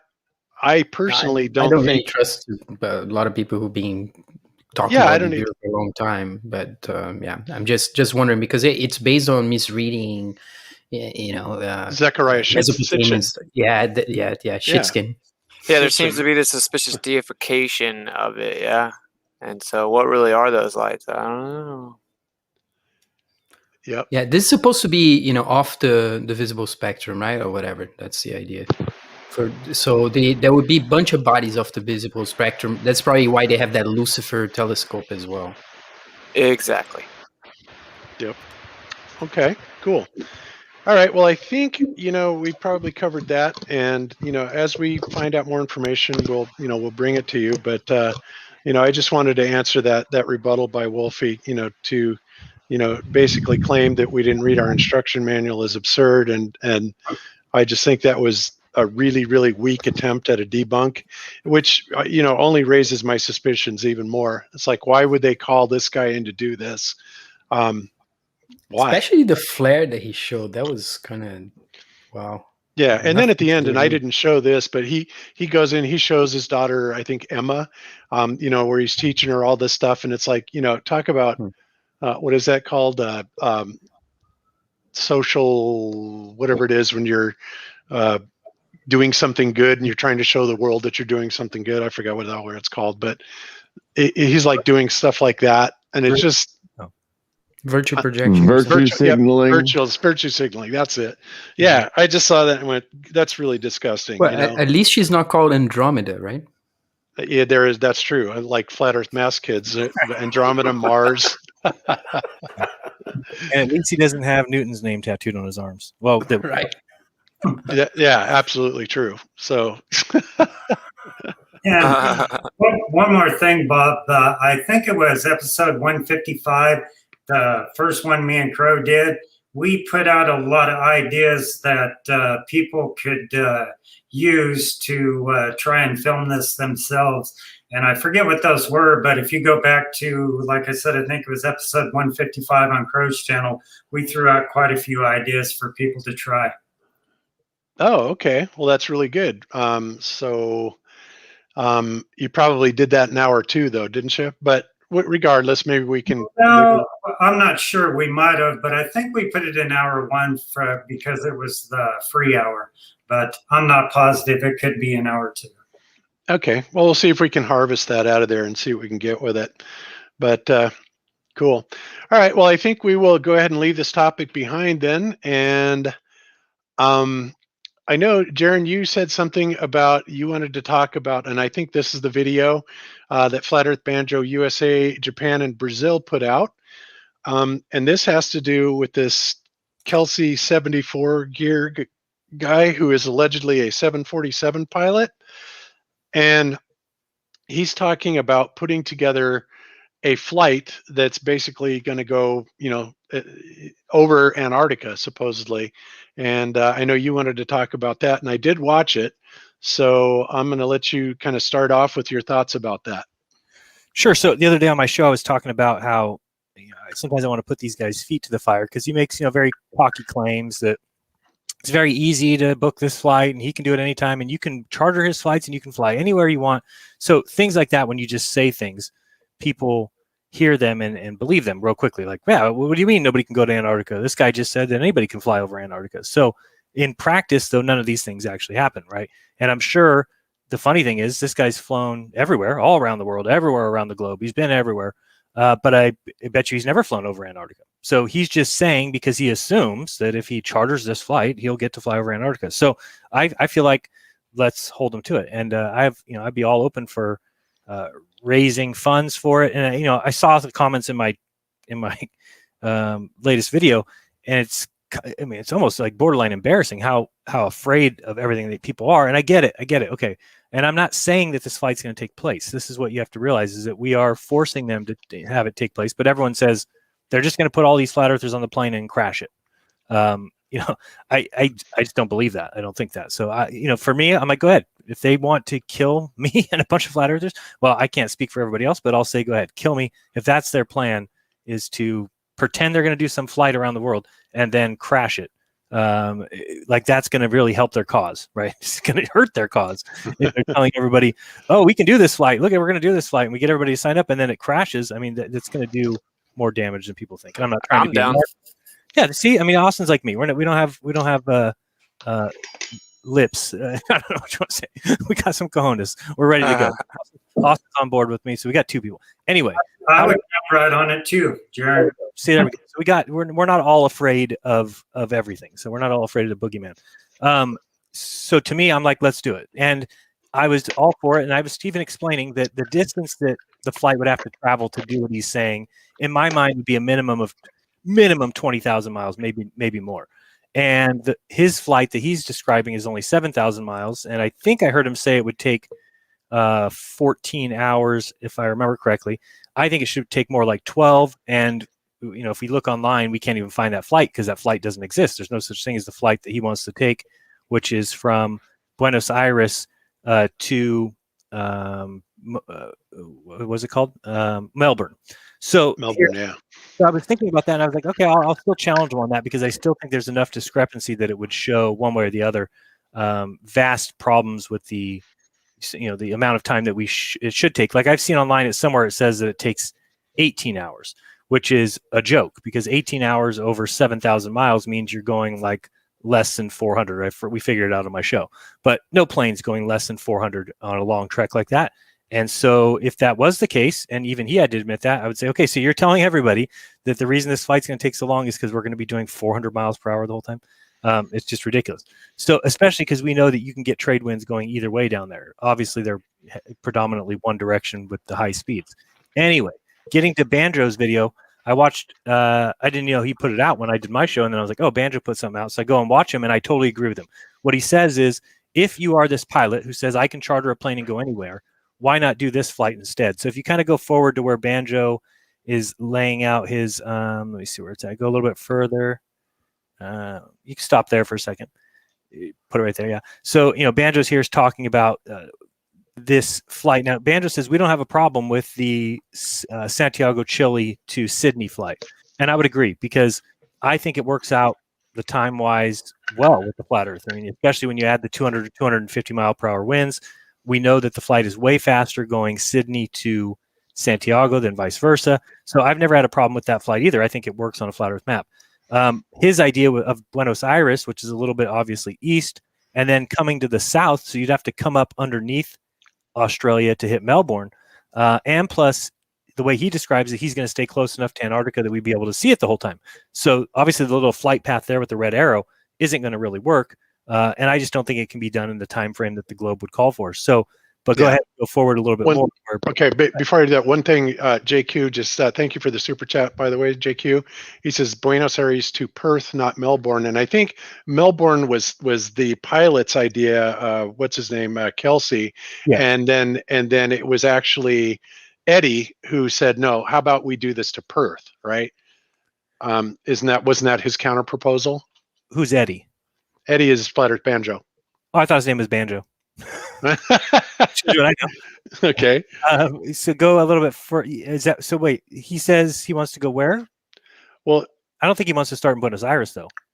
No. But it was going to be Eddie was saying that she should make it Buenos Aires to Perth, because that's because Melbourne, you said there wasn't an issue with that, but Perth there's a big issue with it.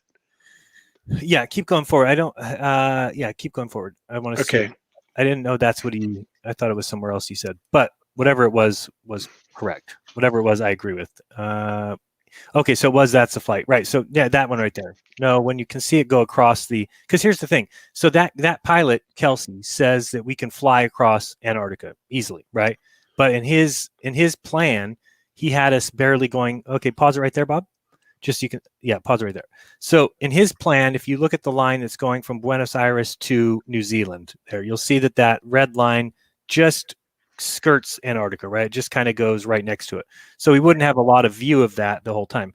And you can kind of see some of these other ones also skirt it. But the one from Buenos Aires and that's Perth on the west coast of Australia, correct? Mm-hmm. Yeah. So, okay, you're right then. Then he wanted to go Buenos Aires to Perth. And JQ says over Antarctica on their ball is Buenos Aires to Perth, correct, or Cape Town to Auckland. Right, which that's correct. Thank you. Thank you. And I've made that claim before. If you remember, I did a challenge video to Neil deGrasse Tyson and said, if what you're saying is true and everything's right, then book a flight for me, Cape Town to Auckland. I'll go with you. I'll film it, whatever.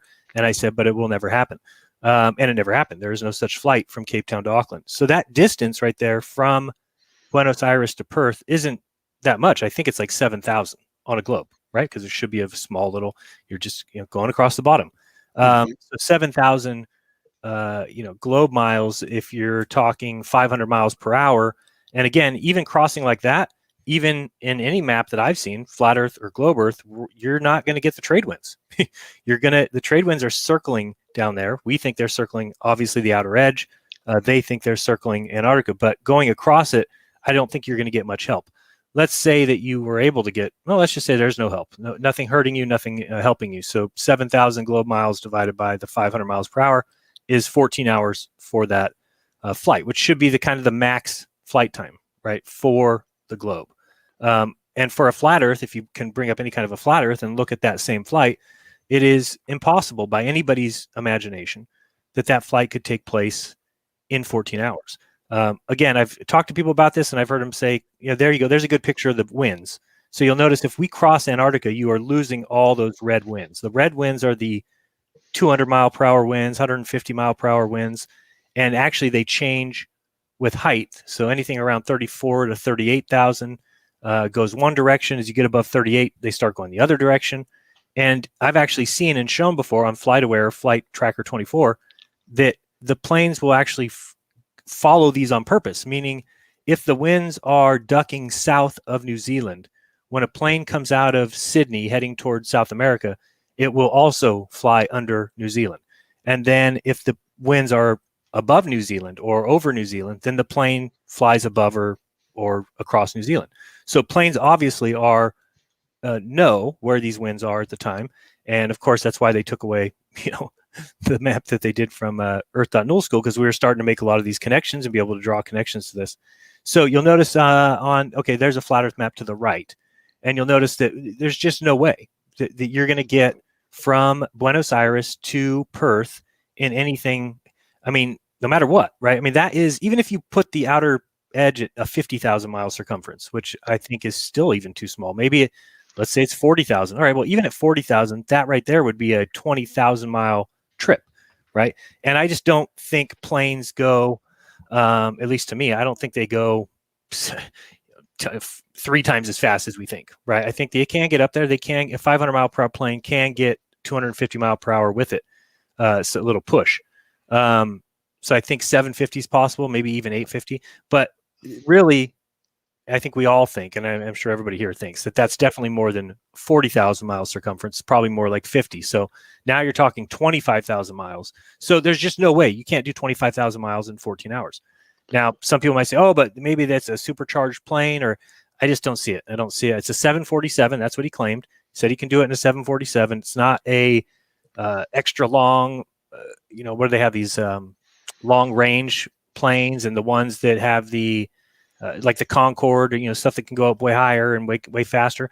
No, this is 747. So I know how conspiracy people are. They're maybe 747s go 1,500 miles per hour. I just don't agree. So for me, I think I would love to see. There's no way they can't do it in airspeed. Absolutely cannot. They could do it ground speed if they're in the high enough winds aloft, but that's about it. Right, but I don't think you don't think there's winds. Well, here's how I know there's not winds aloft of that degree is because we've seen people launch balloons, and we've never seen a balloon launched and it land 500 miles somewhere else. Right. That's true, but we also don't really know what's going on out at the outer edges. It would almost seem to me that the winds out at the outer edges, around the Antarctic basin, would be a lot higher. You would think they would whip faster. Yeah, I just don't know if. Yeah, that's a good question. What do you? I mean, you think it's possible that there's 1,000 mile per hour winds, or what do you think? I don't know if it's that fast, but it's possible. But I doubt it. Hat tip real quick to Rocky Shepherd, who says, gathering some of the saints of the flat earthers.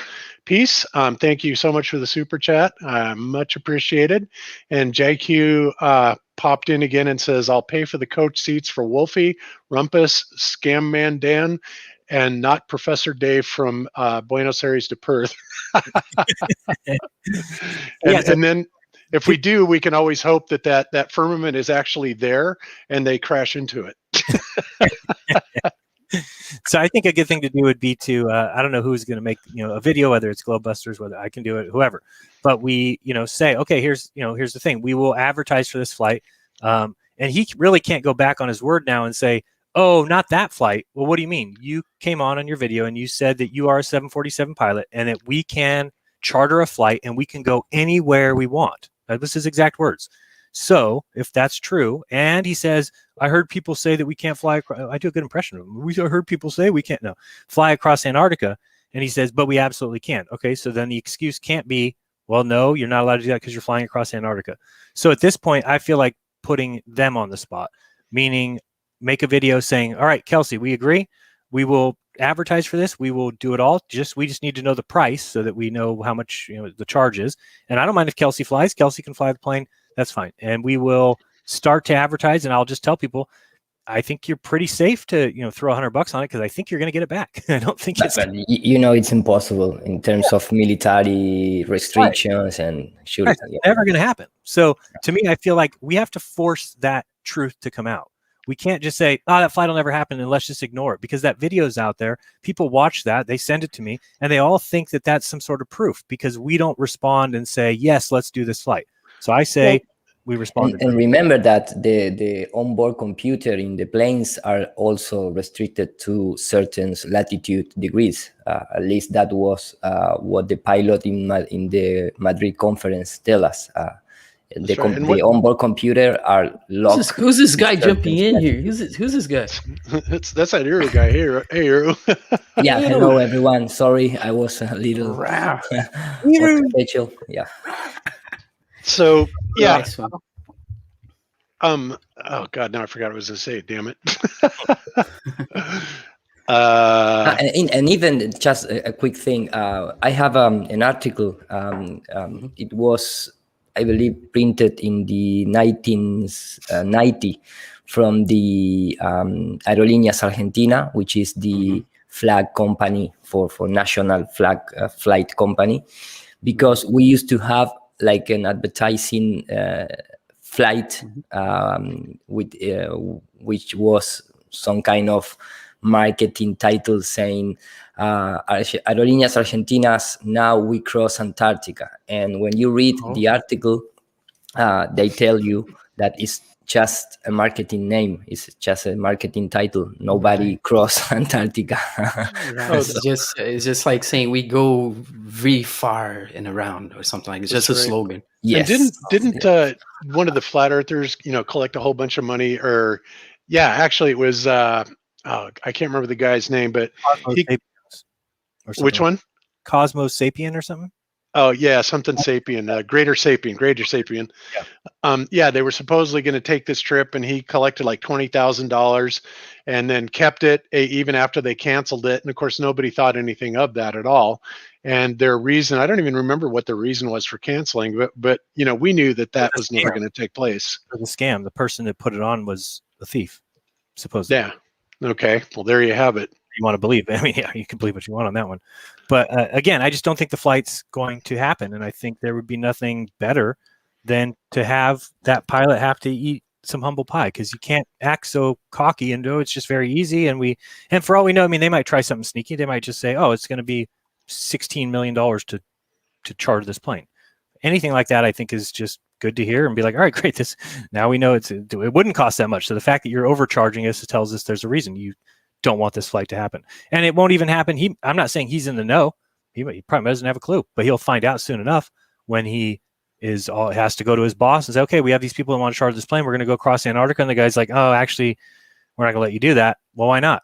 Oh, because we have rules about the plane. It can't go over Antarctica and then he's going to believe whatever his boss tells him. And he's going to have to come back and say, you know what, guys, I'm sorry. I didn't realize that we can't go over. And then he's going to have to reveal that. So I feel like force him.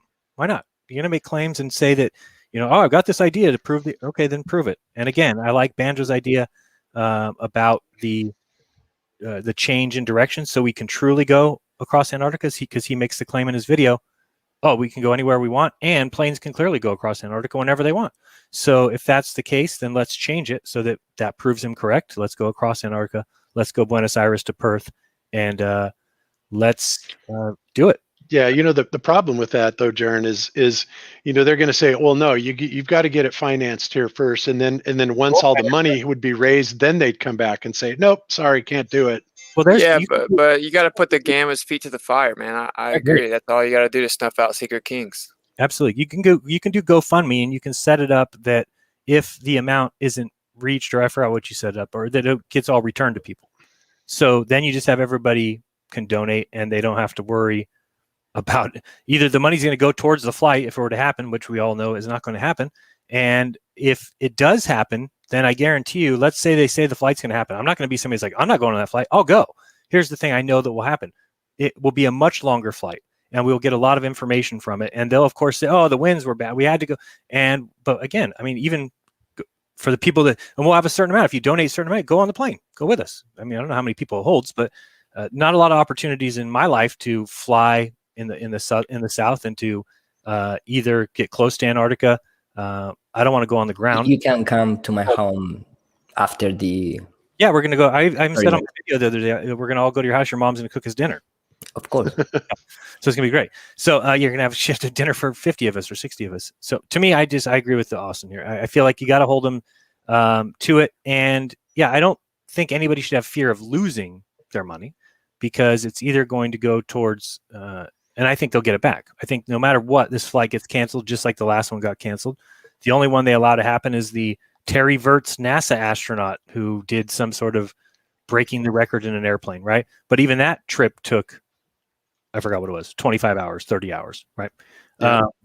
And of course, we can see how that works because they went station to station to station. Well, yeah, you can do that because you can fly across these southern waters and you can go station to station to station and convince the world that you actually were circumnavigating when really you're just going around a flat Earth. In this case, there's no. This is one of the vast differences about a globe versus a flat Earth, is the distances between those two areas. Buenos Aires and Perth is a vast difference between the two maps, and we should be able to determine that with a flight. And again, even for me, I mean, I would have to be on the flight to actually say this, but again, if we get on a plane and we can do that trip in 14 hours, and the entire time, or pretty much a majority of the time that we're on that trip, there is Antarctica below my feet. And in 14 hours, we pull into Perth, I'm going to have a lot of questions to answer, personally. Yeah, no doubt. Yeah, and dude, let's be real. This dude looks soft as freshly baked chocolate chip cookies, man. He'd crumble so fast. Let's do it. Yeah, so again, I there's nothing in that scares me. It's all about, all right, let's do it. Let's force it. And like I said, if everything that they've been saying this whole time is right, that the Earth's a globe, then I think something like this would, at least to me, show me I need to relook at what I think, because I don't for 1 second think this flight is possible. I don't think for 1 second you could do it in 14 hours. And I don't even think you could do it on 14 hours on a flat Earth. It's just, that's way too far and way too fast. And look at all of the half-assed attempts there are where they, because I think one of the biggest arguments that we have is the lack of far southern circumnavigation.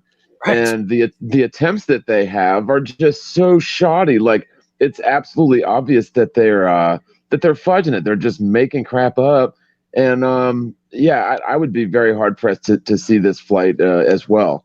I mean, it's something I'm certain they can't do. It's like they keep coming up, like undersea cables not being in the south.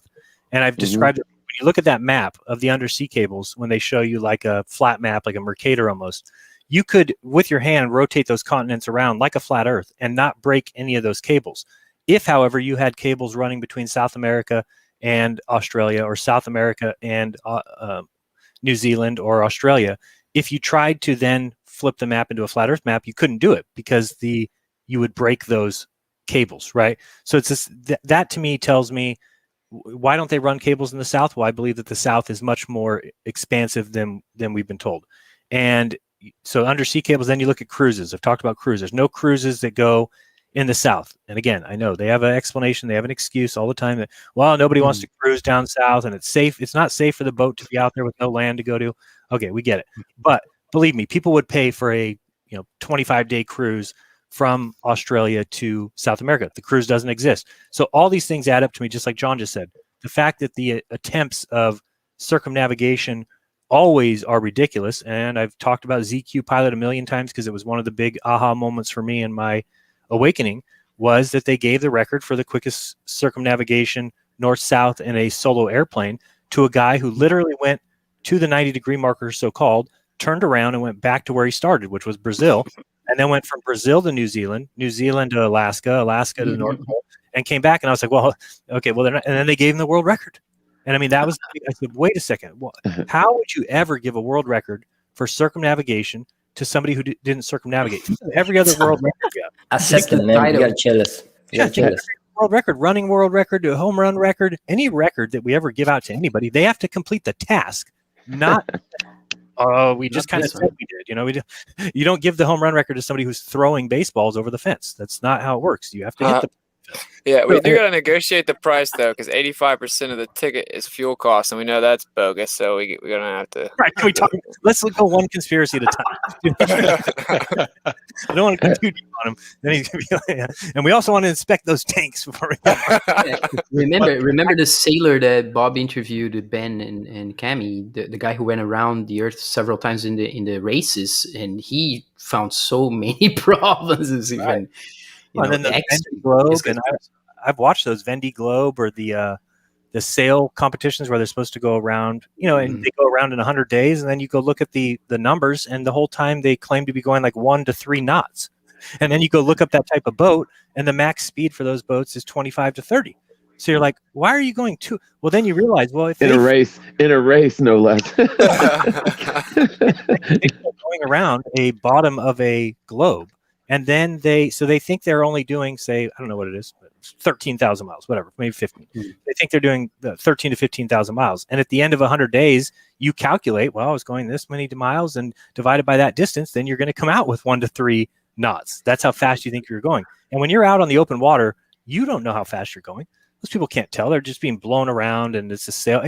They can't really tell. And there's a current down there. We don't know how fast. It's a huge difference, though. There's a huge difference. They are able to tell something is wrong, and they have to pass remember the buoys they have to pass, or their checkpoints. They're always kind of north from to try to make it seem smaller, because that circle should be getting smaller and smaller, just like in the north. It should be easy to go get around, not hard. And we need to hire this guy though, man. He got a world record for circumnavigation without circumnavigating, and in a race without going fast. This guy is a legend, bro. Dude, right?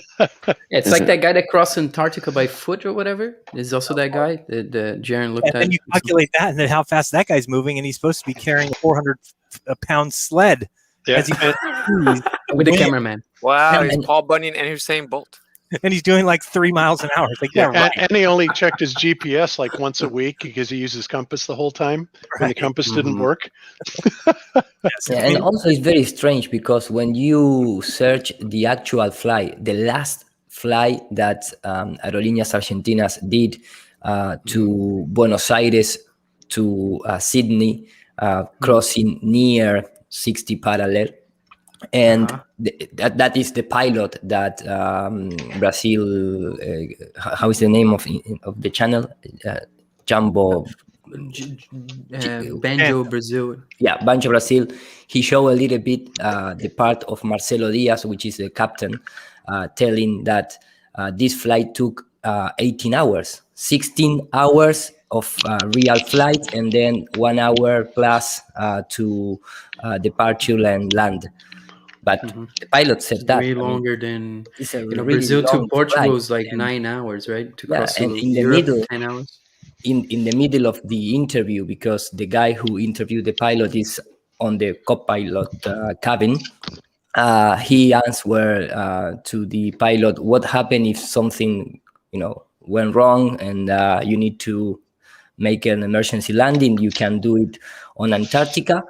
And the pilot said, no, that is impossible because we don't have permission to do that. We need to choose between go back to the starting point or make an ocean landing and, try to survive that. Oh, so basically they'll let humans die so that we can save the penguins. Yeah. But they completely have the prohibition to land on Antarctica. They cannot even try to do that. Right, they would shoot them down, probably, if they tried. Look at gotta save the penguins, bro. Chill. Look at the Antarctica Cup Challenge, which is a yacht race down there, and it doesn't even approach the Arctic, the Antarctic Circle, let alone even the 60-degree south latitude. And yet they call it the Antarctica Cup Challenge, and they insinuate, and globe earthers use it as proof of far southern circumnavigation. But like they're in the 40 and 50-degree south latitude, so they're nowhere even near the Arctic or the Antarctic Circle. So yeah, it's crazy. I mean, why wouldn't there be a cruise? It's like we're going to cruise around Antarctica. Just a circle around it. I think a lot of people would sign up for it. There's just not such thing, right? So these things are not as easy as this pilot makes it seem. And I think forcing him to find that out, he may never realize that he's wrong about the shape of the Earth, but he'll at least realize that he should check some things out before he spouts off. Just because you're a pilot doesn't mean that people can fly across Antarctica. If it's that easy, it would be happening all the time. Yeah, I remember the analemma showed that the suns need to make a bigger circle when we have summer here in the South Pole, if you want to call it. And that is also something that maybe it's telling us that the circle, we have a big circle down here, then the north. Here, I don't know if you heard me mention this the other day, and this is going to sound weird. Keep this scene up, Bob. Just pause it for a second here, or I think it is paused. But see if I'm wrong here, because I can't rationalize this in my head. So let's say that in their model, the sun would be, let's say it's off to the right here, right? So way past the car, all the way on the right. And in their model, the sun is stationary, right? So it sits there, doesn't move. And then the Earth is spinning. So am I wrong in thinking on a flat Earth map, if we were to fly around the outer edge, the sun would always be out one window, right? So if we're flying around the outer edge from, say, Santiago to New Zealand. South Africa. Yeah, well, that's the opposite direction. Let's say we're going to towards Australia. So the sun would always be to our right? It'd be always out the right window on a flat Earth map. It could never be out the left window because the left window is Antarctica, right? So you would fly around, and as long as you're flying, I guess that would be clockwise, the sun always would have to be on your right side. And if you were flying counterclockwise, as like you said, say Santiago towards South Africa, then the sun would always be on your left. And then when I was looking at this on the screen, this Earth, and I was thinking, okay, well, if the sun's always off to your right, then wouldn't it be true that if somebody was flying around Antarctica and the Earth was spinning, that you would get the sun out both windows? Meaning when you're going, let's say where that sun is, where that plane is down at the bottom of the screen, if it was flying across towards 12 o'clock, but kind of going around, it would have the sun out the right side where we said this car is off to the right. Yeah. And as it spun around and now you're on the other side, well, now the sun is out the left window. Am I wrong in thinking that that's completely different, right? That means on the flat Earth, the sun could never be out the other window. And on a ball Earth, it would have to be out the other window. Am I making sense or no? Anybody? I don't know. I know that. Have you seen the footage from Antarctica from a Russian station that shows the sun and the moon crossing by over several days, and they don't go around you like it does in the north. They just go across in front of you, way far, kind of far in the distance. I'm not sure you've seen that. And there was a Brazilian channel that was showing this, and I showed it on my stream. But also a military person from Brazil that goes to Antarctica and says, well, what's strange about the sun here is that it doesn't go over your head at all. It just stays over there behind that mountain, and it runs, he says. It runs from one side to the other, and it disappears behind the mountain. In circles where the horizon is. It's never cross up. Yeah, you never cross up to your head.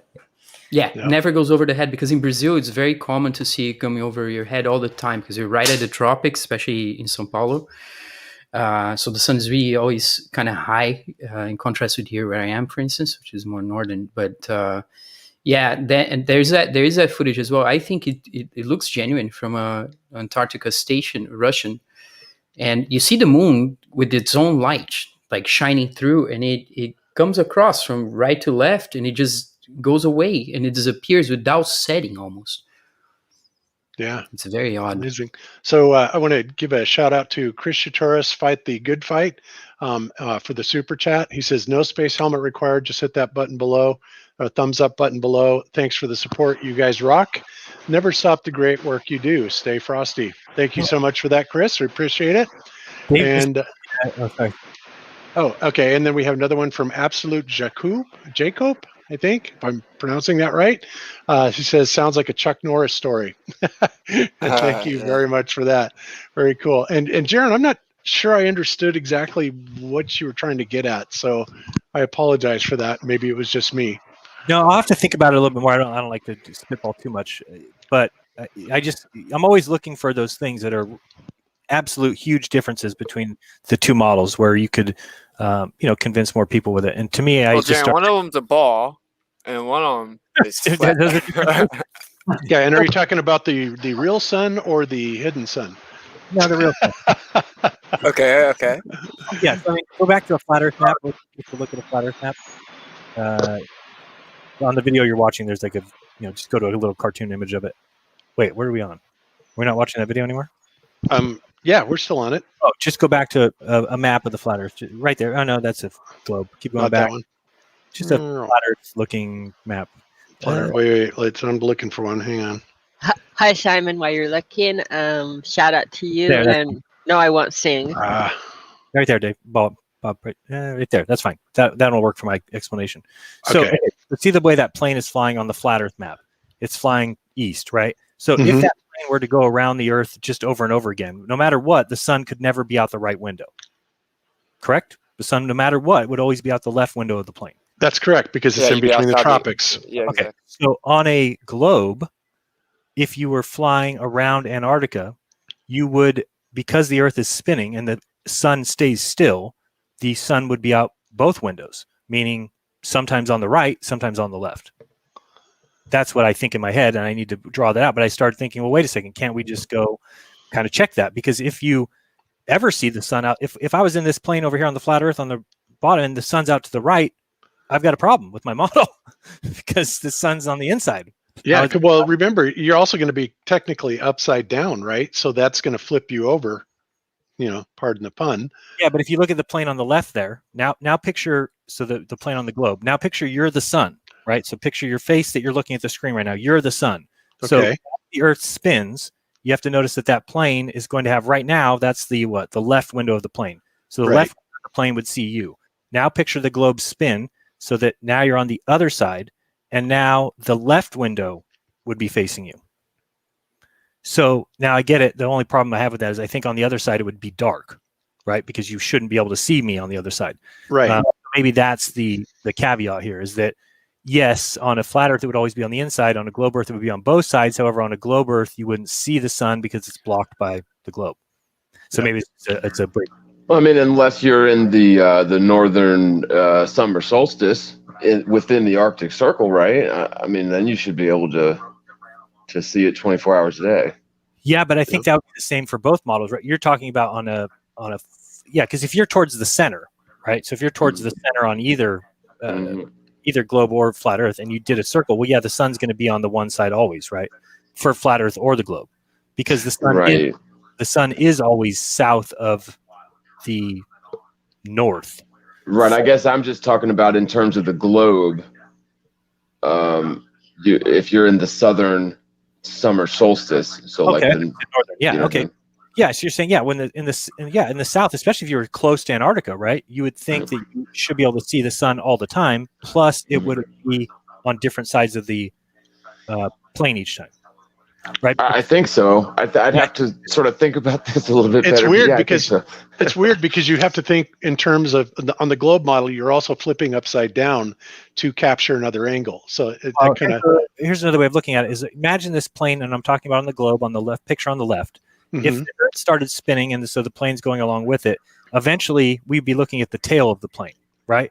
Because so the sun was originally out one of the windows, but when it starts going away from us, now the sun is pointing at the tail. So then as it comes around the other side, you have to realize now the sun's on the other side of the window.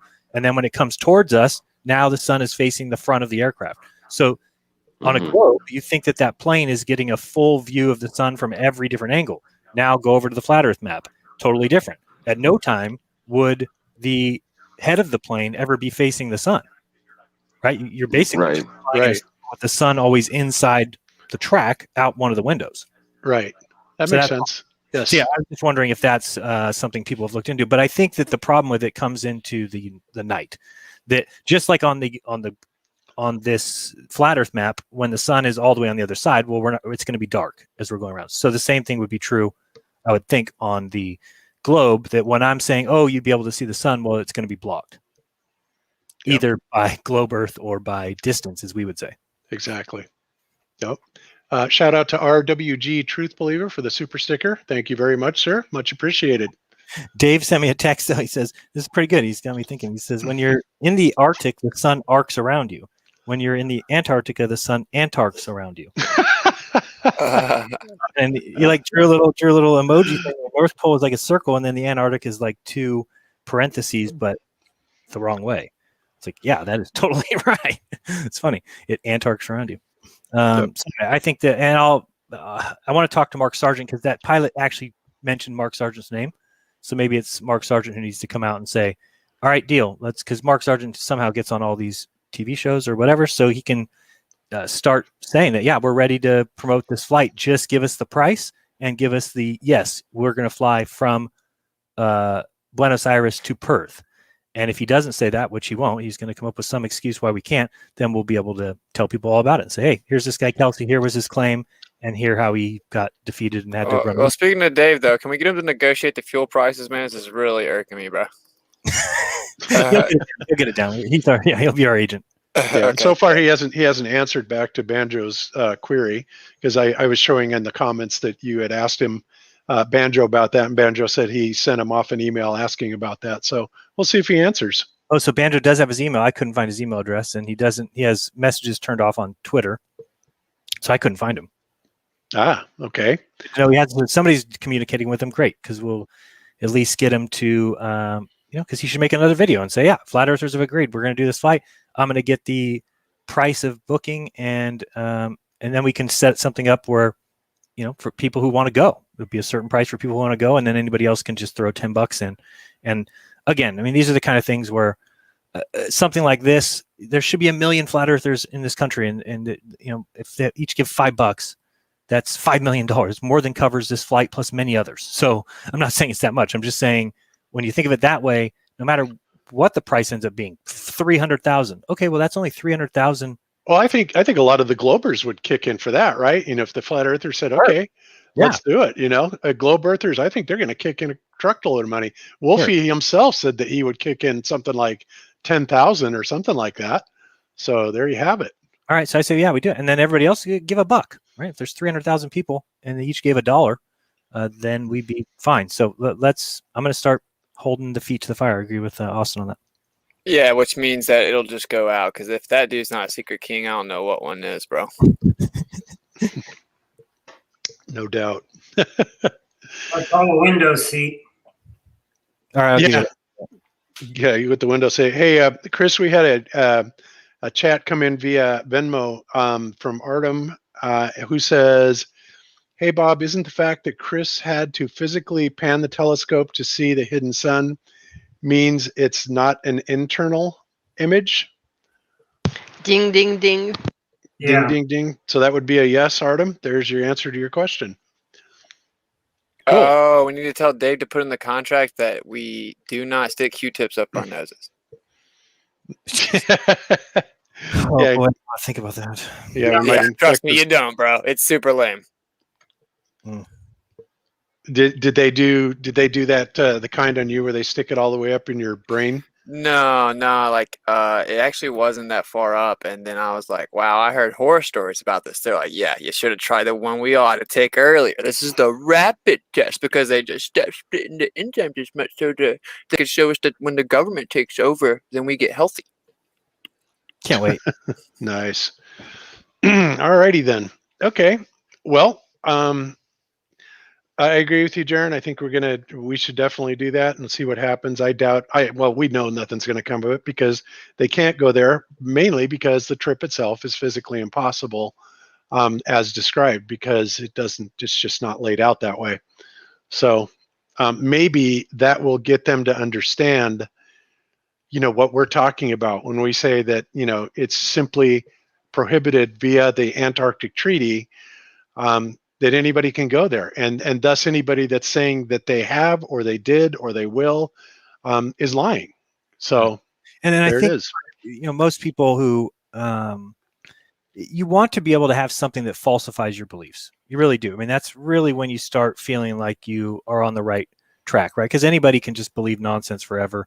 And for me, this is the kind of thing where I would have serious questions. I mean, if we got in a plane, like I said, and the whole time Antarctica is below my feet out of this plane, and we can do that trip in 14 hours, if there's one thing I'll definitely admit is that I got to go back to the drawing board, because this doesn't match at all my vision what I think the Earth is. Especially if they let us take, equipment. And remember, that was one of the things that they changed the rules midstream on that one that Greater Sapien was going to go on. All of a sudden, they came out and said, no navigation equipment is going to be allowed because that's going to distract the other passengers.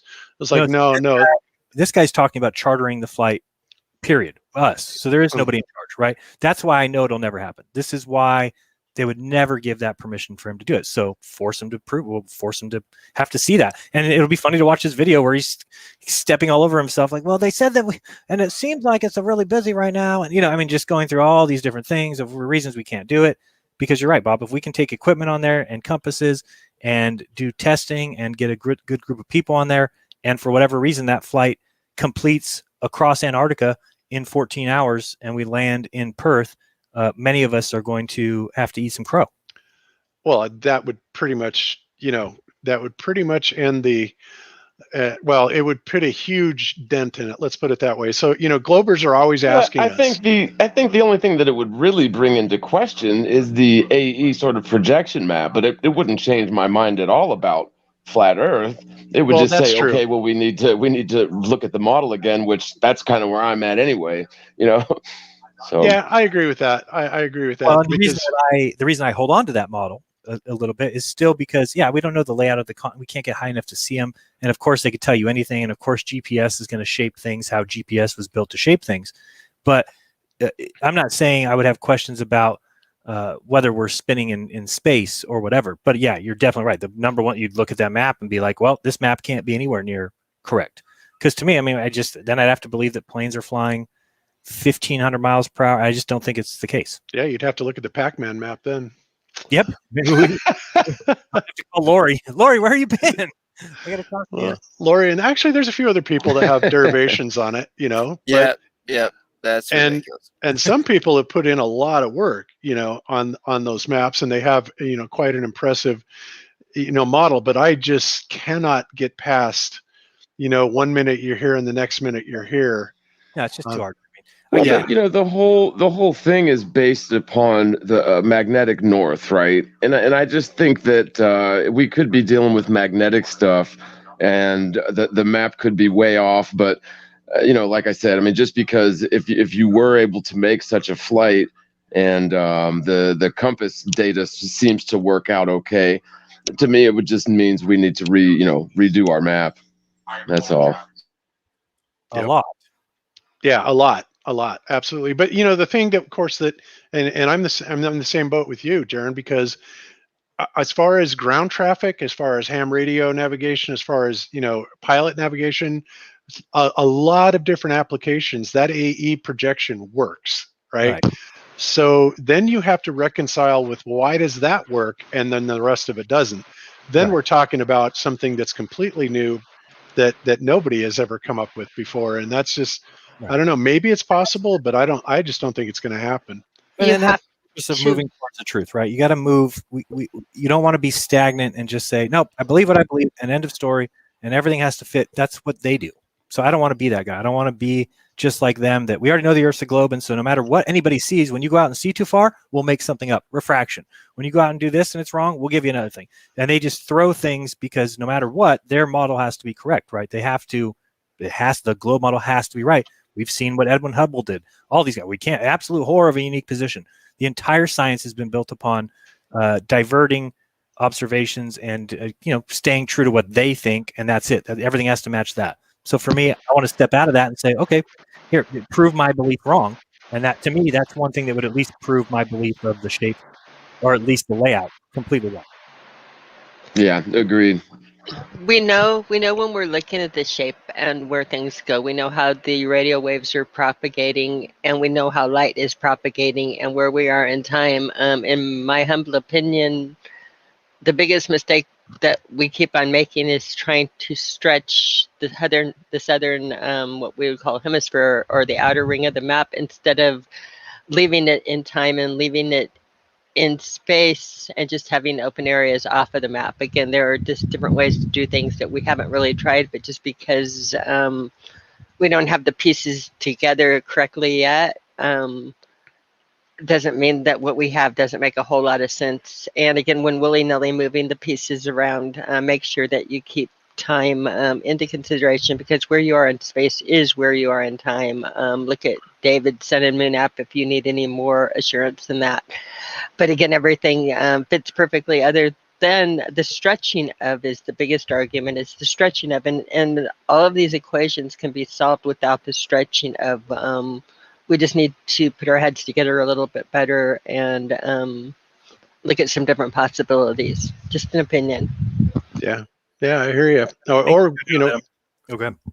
I was just saying, or you know, we may be looking at something like this. You know, Princeton astrophysicists reimagined world map, designing a less distorted, radically different way to see the world. Well, how do they do that? They basically make a two-sided flat Earth map with the continents the right size. And you know, the thing that's really funny about this, oops. This is fabulous. I'm here. This is fabulous, because what I think everybody should do with this is print this little two sides out, and again, cut through the bottom pieces where you're not cutting through continents, where you're not cutting through wires, and then line them back up apart with the top map. And I think you're going to have one of the most accurate maps that's going to answer your questions just very simply. But start from Antarctica. If you peel it out from Antarctica, you're going to keep things in time. So peel that outside out, leave it in space, and I think you're going to have one of your most accurate maps, and you'll find that just some of our latitude, longitude lines are just off of them, or some of the areas that they're accounting for by trying to stretch is just areas for us that when you peel these open, you're going to have areas that are off grid. We kind of know that they have areas off grid. And again, none of our flight routes go on these areas, none of our wires transfer across them.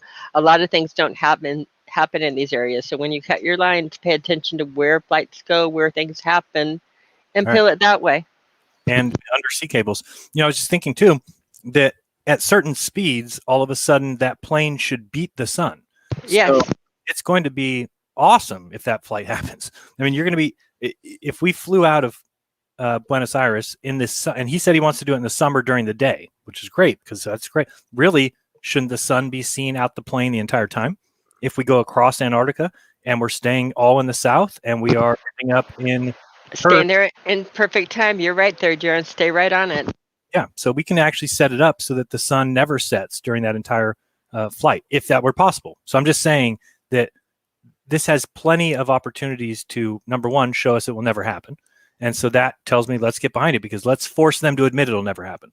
As of right now, you just got some guy saying, hey, I can do this. It's easy. We can fly wherever we want. And if we let that go, a lot of people believe that.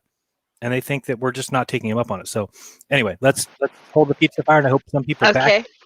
And stop saying they're going to kill us all. Don't give me any ideas. Yeah, can I address something in the chat again? Yeah, hang on just 1 second. I'll let you address it, Cami. One thing I do want to say is that the only problem with this is it may have the continent sizes correct and, you know, laid out on a flat Earth two-sided, you know, type of projection.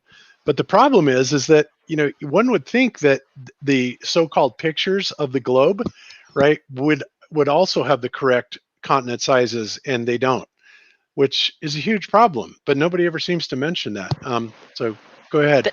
That is a good one. The other one is if you really want to get it accurate, you're going to have to, in the center of the map, put in more of an ellipse or an egg shape in it and open up the inside pieces around to account for where you have more room in the northern hemisphere, which is needed also.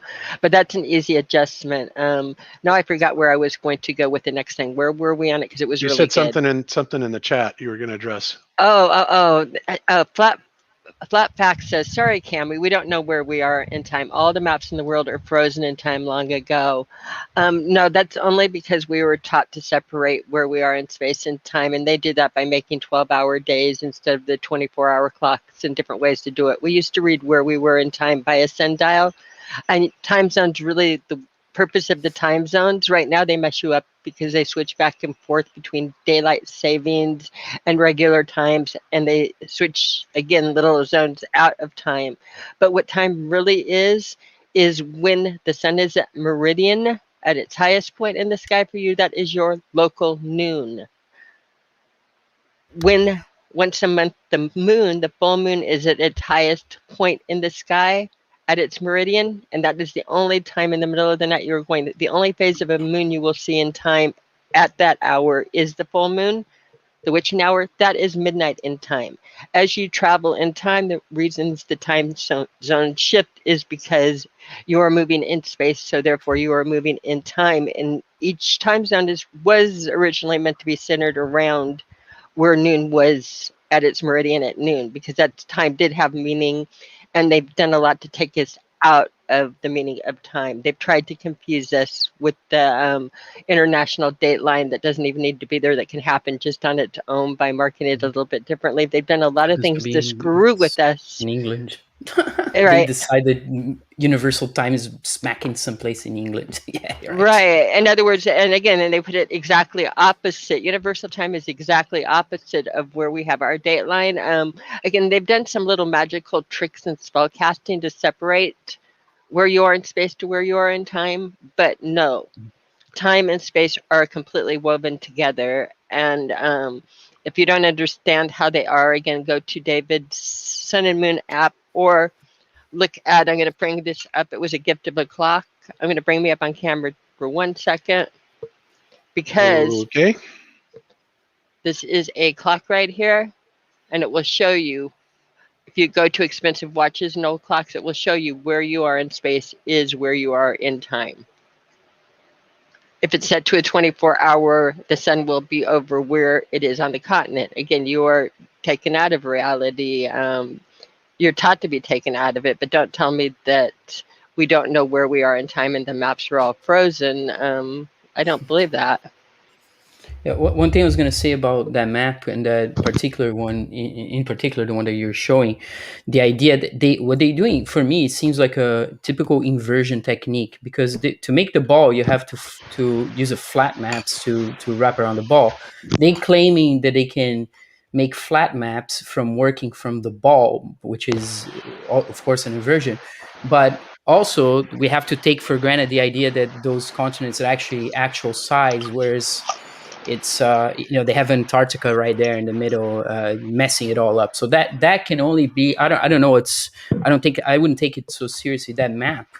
I would think it's more meaningful the strategy of proposing that as a thing. No, it's where it lines up under the sun. I want Iru, if he can bring up some of our expensive watches and timepieces of the past, they all line up where the sun is in the exact.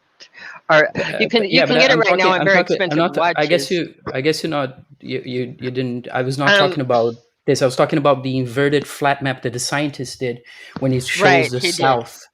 Right. When it shows the south and it has Antarctica there. That's what I'm talking about. That's what I don't take seriously. Yeah. He put it on the other side instead of peeling it out like petals. All you have to do is peel it out like petals on the same. Don't change the size of things, but just peel it out like petals.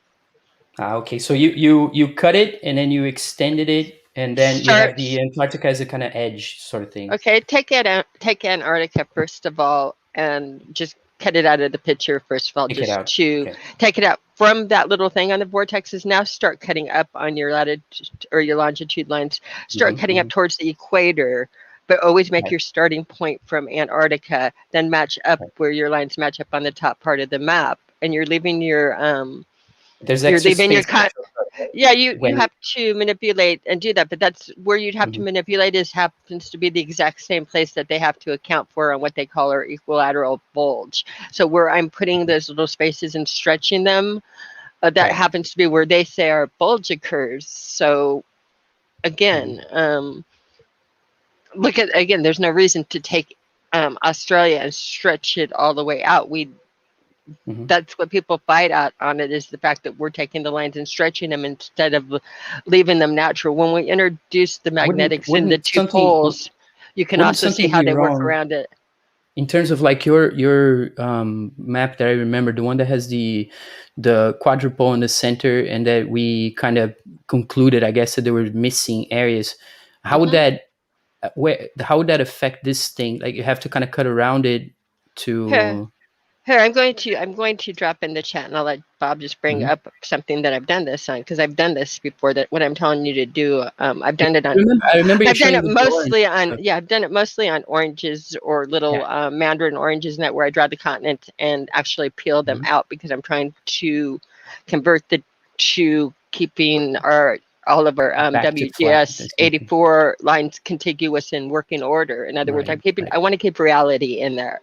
Reality is always a big filter when I'm working, but I'm going to pull this up a second and look for the picture. I do have it. So somebody talk a second, because I don't do two things well at once. You know, the chew bubble gum and that. Okay. No worries. Are you going to be sending this to me in Skype, I assume? Yes, no, or you don't know? I am, and it's going to be coming very, very shortly. I'm almost there. I see some of the pieces here. I'm going to put a picture of that map there that we put there, and I'm going to forward it to you right now, but I'm going to give you the other ones too. So hold on. Okay. Hang on. You all just a talk second. while I'm doing this. Do you want No show, worries. or do you want it in the show, or you personally? It doesn't matter. Okay. It's just interesting that no matter what we do when looking at these maps, there's something missing in the pictures, or it seems to me that we need to go there to find out, which is a problem as well. Okay, so that's what we're looking at. Did you see it, Cami? That's just the clock that was sent, and that's got again the 12-hour, which is confusing, but if you turn it into 24-hour, it turns into reality, and that's the inner dial and matching up. So it lets you do it, and let me get you, hold on, in my pictures. You should be here. Here's a magnetic one, and hold on. I have lots of pictures, people. I'm really sorry. That's okay. You know, Jeran, I'm going to have to go to a system more like what you use, because trying to switch back and forth between screens and stuff is not fluid at all in With this StreamYard. Stream Deck, you're gonna go crazy, man. I followed up on Jeran's idea, and it's the easiest thing in the world. It's the greatest thing ever. Yeah. Yeah. Amazing, yeah. So maybe we can get together and you can kind of give me a quick course on that, because I'm, StreamYard's really neat, but it's really elementary and very, very limiting. Yes, exactly, bro. It's like a double-edged sword, man. It's so convenient, but then it's like, oh, I can't do anything. Right. So you think they would add those couple things? It really shouldn't be that difficult, I wouldn't think, to capture a screen. Dude, who is in charge of their business plan? They could be making a killing. They just add like 4 or 5 features. Yeah, I agree. And they shouldn't be that difficult, because they're already capturing the screen. So then it's like, well, let us square it up. Let us reduce it. Let us move it where we want. I don't know why that would be much harder. Yeah, isn't the OBS Streamlabs does everything, doesn't it? Like, yeah, I still think that OBS is better than Streamlabs, because I can't get OBS to work on my computer, so I'm stuck with OBS Streamlabs for now. Yeah, like little things like alerts or overlay banners, whatever. Like, it's not that difficult. Maybe they'll come around. They're probably flat earthers, so maybe they're listening. Hey guys, can you get your act together? Yeah, exactly. Very cool. Okay, Cami, I'm not ready quite yet. I'm trying to find the main picture, and I just see it now. Yeah, this is the one that I was. That's the magnetic max, about. Yeah. But I'm going to put one together with it, and I have one more to do for you. So give me one more minute. This thing, right? That's yes. You have to complete enigma. the thought. Yeah, the big. We have to complete it. Aha, nice.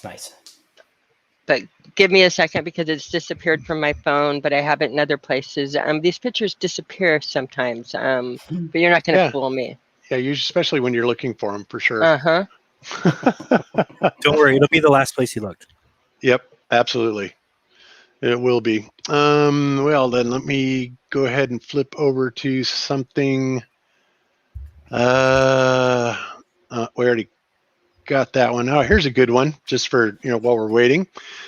Despite how it may have felt, 2020 was shorter than previous years. Earth is spinning quicker than it has in decades.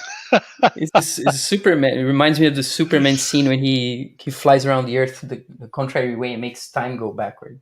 Yeah, I know, right? It's crazy. Well, they say that, supposedly, biblically, I guess, the days will get shorter and shorter, which means that the Earth theoretically, either the Earth would have to spin faster, or in the flat Earth model, the sun would have to go around the Earth faster, right?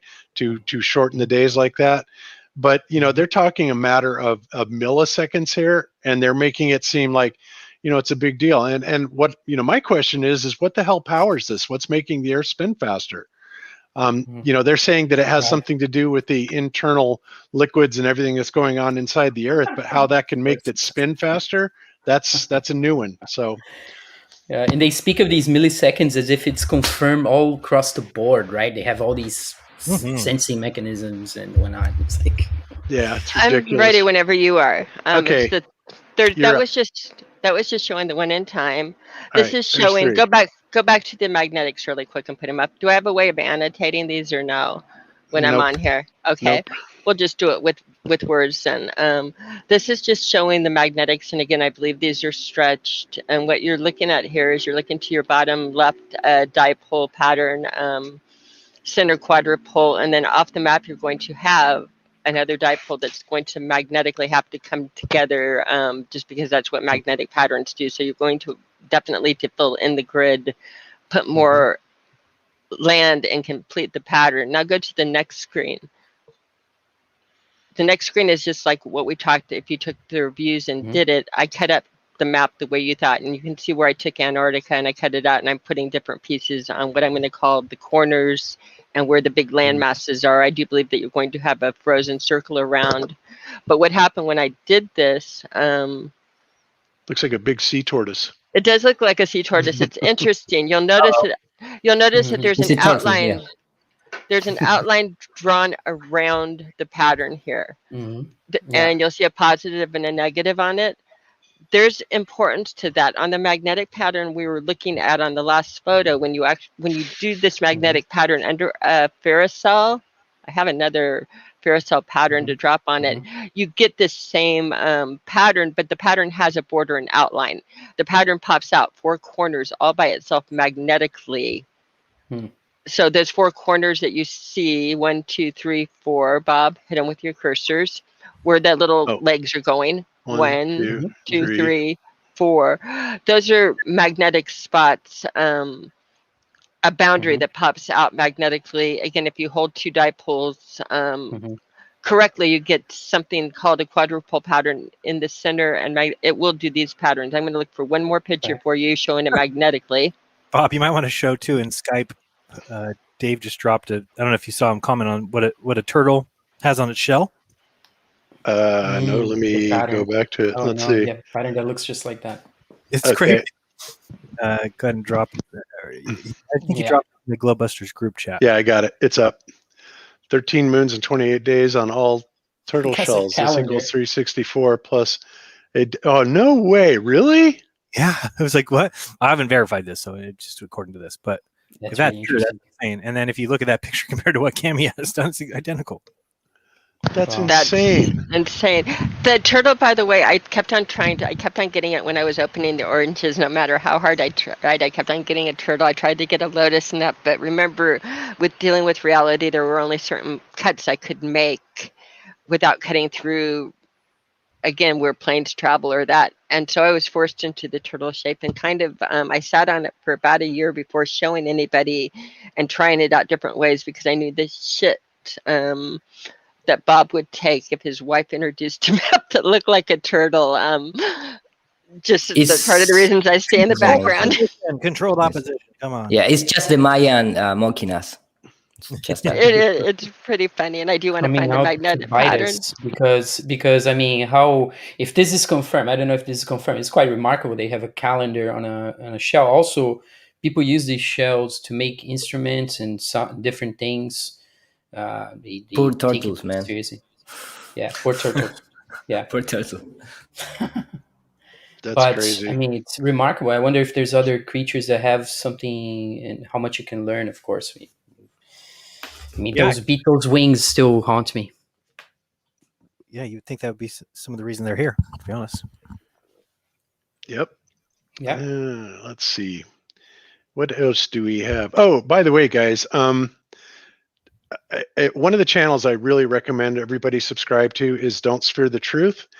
And yesterday he put out this video, Understanding Our Flat Universe. And once again, another absolute masterpiece. It's an hour and 42-minute video, but it is so comprehensive the way he puts all the pieces together from all the people that, are doing research into this, and, stuff like what Ken Wheeler says about magnetism, some of the more rare footage that we have out there, for example, like, where is that? This thing. And by the way, guy, Jeran, do you have? I mean, what is this supposed to be? I mean, I know this is supposed to be at the North Pole, supposedly, but it's amazing because Rob Skiba and Zen Garcia are reading something out of one of their books, and they're saying that this is an absolute dead ringer description of what's in one of these religious texts. I don't know. Yeah. So it's hard to confirm this because I think there's only this one, right? There's not a lot of, not more of these kind of observations, right? I don't know. This would be around the area that the auroras are formed. There's the, exactly. in shamanic religions, there's the umbilical, the tree of life, center of the world, and that is where you transcend. There's in and out. There's movement. Oh yeah, so maybe donut Earth isn't so crazy, right? And then you look at the story of Santa Claus and the etymology of the original story, the main character's name, because they tell you that they come from the North Pole, and it actually translates portal to the center. So I wonder what is in the center. Let's go check. Oh, too bad you cannot do that because you can't go within 500 miles of each direction. Probably just a coincidence.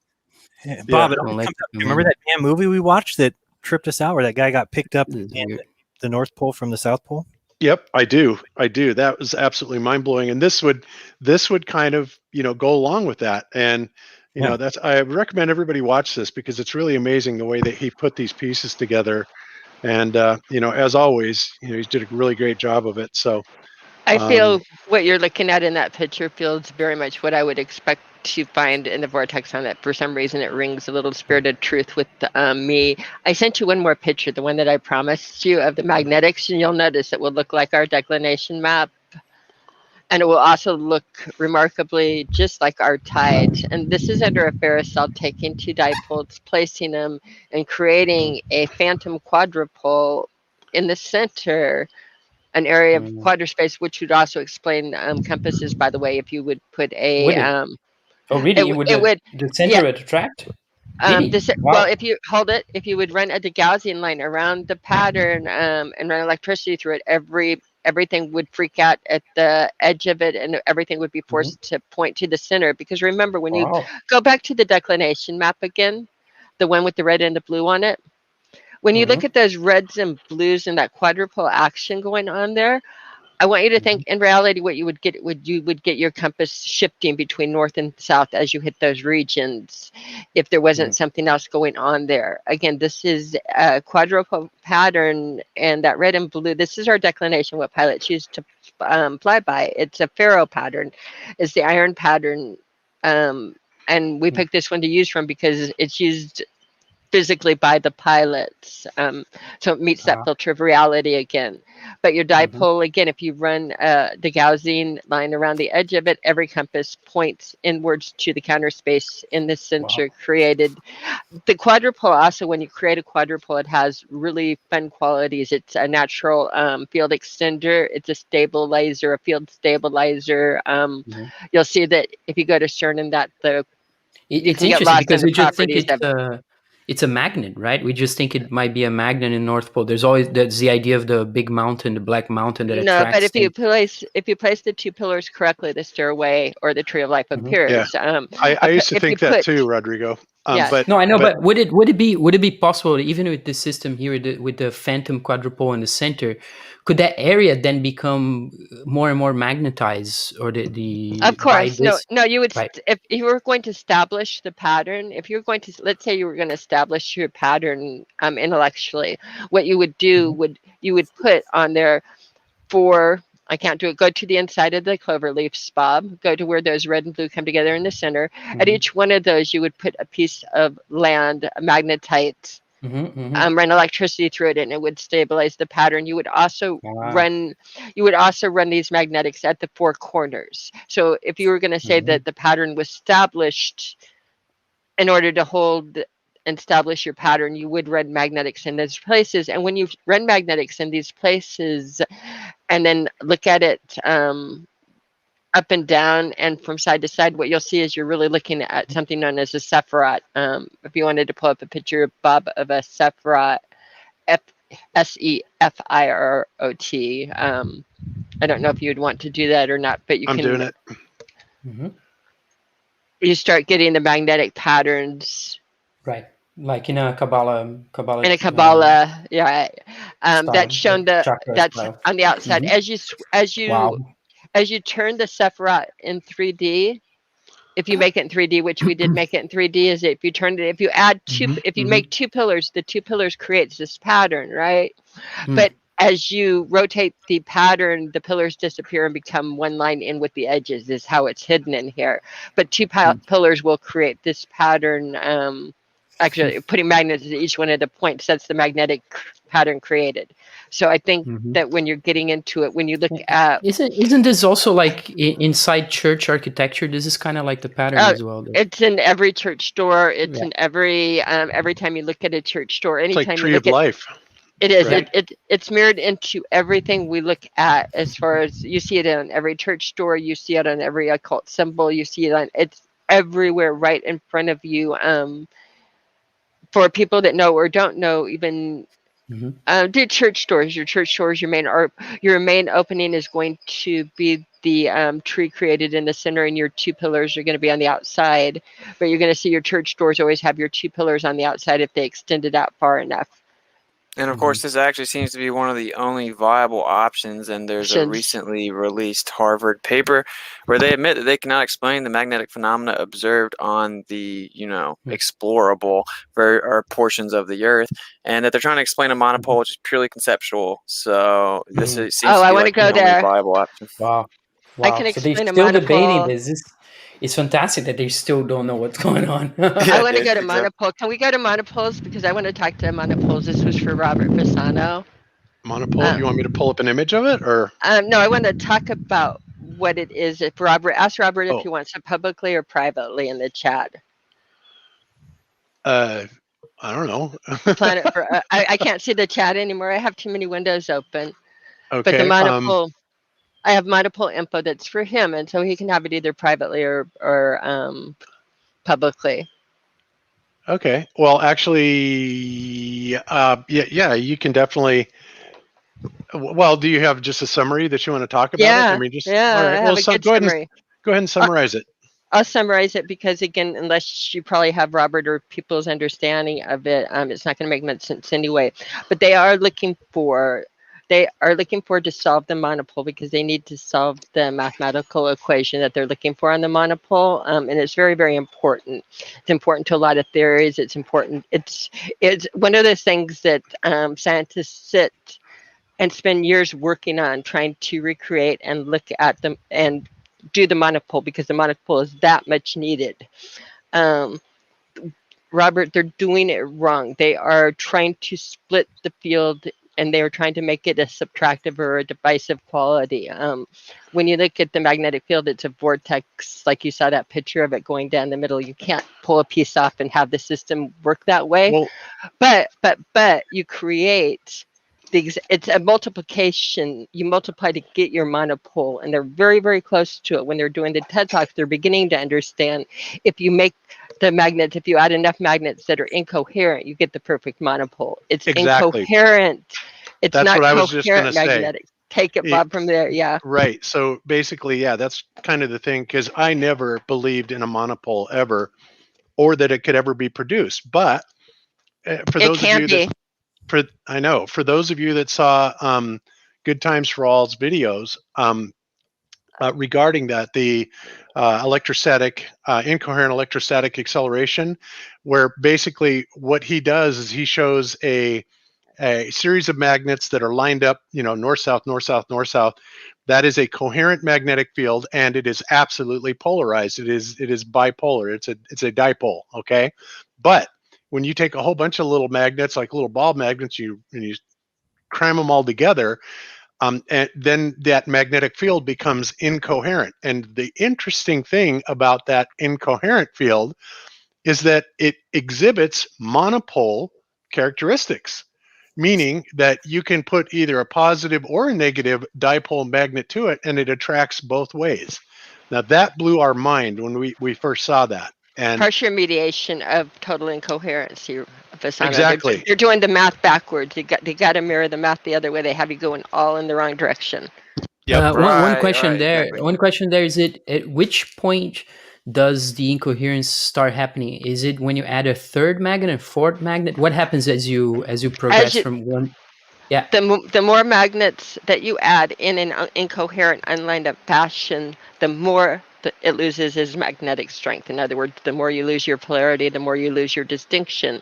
So the more magnets that you have in complete disarray, the more monopole the field becomes. And so the field really has all the qualities of the monopole they're looking for, the pressure mediation of the perfect monopole, but it's caused by the incoherency of again it being completely jumbled and incoherent. And again, the more you add to it, the more incoherent it becomes. So they still it still repels at some point. Acknowledge or entertain that on a spherical Earth based on the assumption of the core. Right, so they're trying to explain a monopole under their own admission being purely conceptual, but as we know, incoherent dielectric acceleration, then you have a different ball game on a flat Earth. Right, and that is and they're trying to do it by cutting off the pole of the magnet and separating it, and that's kind of like taking an hourglass. You guys have all watched sand going on the hourglass, and say that I want this function of it going in, but there's no function of it going out happening or anything else. It's a system that happens, so you can't separate. It's a reciprocal system. You can't have half of it without the other half. It doesn't reciprocate. You can't have a part of a reciprocating system. It's no longer the same function at all. So you can't split a reciprocal system and have half of it. You have to, if you want to cancel it out, you have to take the additive function. So they're playing with it. And if you watch the TED Talks, you can watch them with the pressure mediation, moving and lining up and making all of the magnets around. And these are, again, our top physicists that are paid very good money to sit and move the magnetic fields. And they're saying that they're simulating. The closest thing they can do is simulating a monopole, because they have that monopole needs to exist. But I'm telling you, if they make them garbled enough, they can actually, it is the monopole. It's the only way the monopole can exist. Is the right answer to it. I have another question for you. Like with the phantom quadrupole in the center attracting things, does proximity make it stronger attraction? It's kind of like an inverse square law type of thing. Does that make sense there or no? Well, it would, except for the quadrupole introduces, it's going to do that especially on your dipoles on the edges, but your quadrupole field itself, it's the same thing you're going to induce with it using a Helmholtz coil, or again with the four fields, because of the interaction going back and forth. This field is a field stabilizer and a field equalizer, so it has its own qualities built into it that are offsetting what you're talking about. We will have variations, but it flows the in the center itself. Yeah, the quadrupole itself corrects for a lot that you're saying. And that is why, again, the quadrupole, and what they do is they will teach you on a quadrupole, you can make it with a Helmholtz coil, or you could take two magnets and lay them side by side, look at the poles. So you can, do it with electricity. With the Helmholtz, you can do it with magnets, or you can put four magnets up and down, but they don't tell you about aligning two dipoles correctly to create the pressure mediation naturally, which Ken Wheeler found. I don't know. I recognized it in pictures. He has not in pictures taken the field out further and zoomed out, because if you do zoom out on that ferrocell, which I don't have the cameras or the things to do it, you will find that it will create that border on the outside, that hexagon natural sacred geometry. It will, like the Kabbalah field, kind of thing. Yeah, the field does it itself. In other words, I didn't draw that in there. The magnetic field creates the outline, and it does have a nice boundary. They can't address a quadrupole on like the land masses that they've let be known about, So then there is a pole, and that's beyond the second.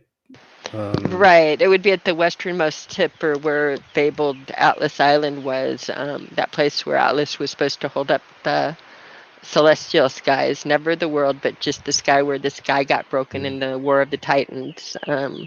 Electostellian's work to proving a lot of this is not myth but reality. And again, by geography, the westernmost tip, pull my map up again, and you'll see there is an easternmost tip and a westernmost tip and Right. 4 corners and a circle. If you put the sun in and melt out your ring, all of the shapes, everything is in there. Absolutely, and it seems to me, at the least, to be quite probable that you have a square and a circle within it, and then you have the square and the compass with the geometry, a measurement of the Earth as the Freemasonic symbol. So, maybe there are corners outside with a circle inside. Right, and we're going to also add on that G what that G is very possibly for. There is a word everybody should look up called gamut, G-A-M-U-T, made from some of your favorite words, Austin, gamma, gamma, and but gamut has got a very, very, very historical definition, important archaic definition. It's just a third letter from the Greek alphabet. Yes, it is a third letter from the Greek alphabet, and what's significant about gamma is it describes the electromagnetic field, but it actually starts on the musical scale with bass G, which is the very first sound that human ears can pick up. So the gamut starts where we hear, at the very first place that we hear sound, bass G, and it runs the entire electromagnetic, ultraviolet, microwave, gamma. It runs the entire in the perfect octaves going on the scale. So your gamut, to me, the G on the Mason board is for the gamut. You need your gamut, your EM field, and archaically it starts in the beginning was the word, and the word would be in the beginning the starting point or the first place that we physically start to hear things. Well, so, I don't know if you can bring enough biscuits for Cami right now. She is just ladling away. The G seems to represent for tons of things. They'll say Gnosticism and the Grand Architect, and then you have Geometria, apparently Gamut, which is blowing my mind, and then the 7th letter, and then looking into sacred geometry based on 7. So it's like a layered kind of in-your-face type of thing. They have layers, but at one specific layer, it has to do with how this place, at one specific layer, just like on the tarot cards and the Mason board, you have your layers, but at one specific layer, it talks specific instructions on creation, like placing the 2 pillars correctly to get the stairway to open up. I just found on a tarot card, if we all look at the High Priestess tarot card and zoom in on Joaquin's pillar, you'll see that there is a ruler embedded. It's important that you notice on your Mason drawing board, you need to draw it to scale. All of these things have pieces of a complete description when you look at them in an optical way, in a way that fits together like puzzle pieces. Which tarot card? Go to the High Priestess and use the right waiter deck. You can use any of them, but use the right tarot deck that I'm using. It's the one that you're used to seeing with the yellow package on it. Okay. I can hold her up here if you want and zoom her in for the camera. No, So bring up, I have them. I have them up here. Which one? Okay. Well, pick any one of them. Pick the one in the far left. Bring up the image. Now zoom into the bottom right of Joaquin's pillar. Joaquin would be the one with the J on it. Right, Can you zoom in there? And you're going to notice that there is a 1. That thing that looks like a ruler. Go ahead and zoom in if it will let you. You'll notice the little number 1. And it's a very clear-cut one when you have the card in front of you that looks like a little dash here on the photo. It's not a little dash. It is the number 1. You have a ruler there. They give you signs on when building to scale. It's really helpful to have a ruler. These codes are written in 2 information you can find is going to go with the Torah. She's holding the Torah. If you hold the 2 pillars, Joaquin and Boaz together, your tree of life will come in the background. You can pull it off of Mason boards. You can pull up a Masonic tracing board. It's the same information. And how it goes, people always spiral, pun intended, with the tree of life, but they always spiral. The Gnostic knowledge is not inherently bad or malevolent. No, right? It's just what they do. Informational. It's what choice you make with the information, to use it for good to help people or to use it for evil to control money and things like that. That gets to your big question, which is always choice. Pick an actual tracing board, which would be, that's not one. Do a normal tracing board just to the right of that picture, baby, where you see the pillars. Yeah, any of those have got the pillars. And intent. Uh-huh. You'll see that if you place the 2 pillars correctly, your stairway appears at the 3rd one. The checkerboard that you see is also a polarity. When you do this magnetic pattern, you get a cross-hatched polarity, black and white, at the ceiling and floors. And so I think that your black and white is just the cross-hatched polarity that you get by the magnetic configuration of placing the 2 pillars correctly, which again, they have to be built to scale, and it's instructions. These are all instructions. And when you go into things like the Flammarion and deep into the cards, they have all kinds of little information. That way they can pass down and keep it in where they want to and have this information that can't be tainted. It's held out through time. Awesome. All right. Well, little Miss Cami. Wow. I'll be quiet now. I think you have blown everybody away sufficiently for the day. See, guys, this is why I married her, because she's actually, pretty smart. So, and when I tell people she's the brains of the family, I'm really not kidding. So, there you have it. So when we start Awesome. our new community, Detached from Babylon, we're gonna have to have you be a teacher, please. I like teaching. You'll find me usually, instead of on these shows, out playing with the children, the UV lights, the polarized filters, and that. So teaching and serving in that would be my favorite. I don't really like being on the show, but teaching is a passion. So yeah. Awesome. Yes, and hat tip to Glenn's Maelstrom. Thanks for covering the maps, guys. No hard feelings. Well, no hard feelings at all, Glenn's. I'm not sure what you're referring to, but thank you very much for the support, and you are greatly appreciated, sir.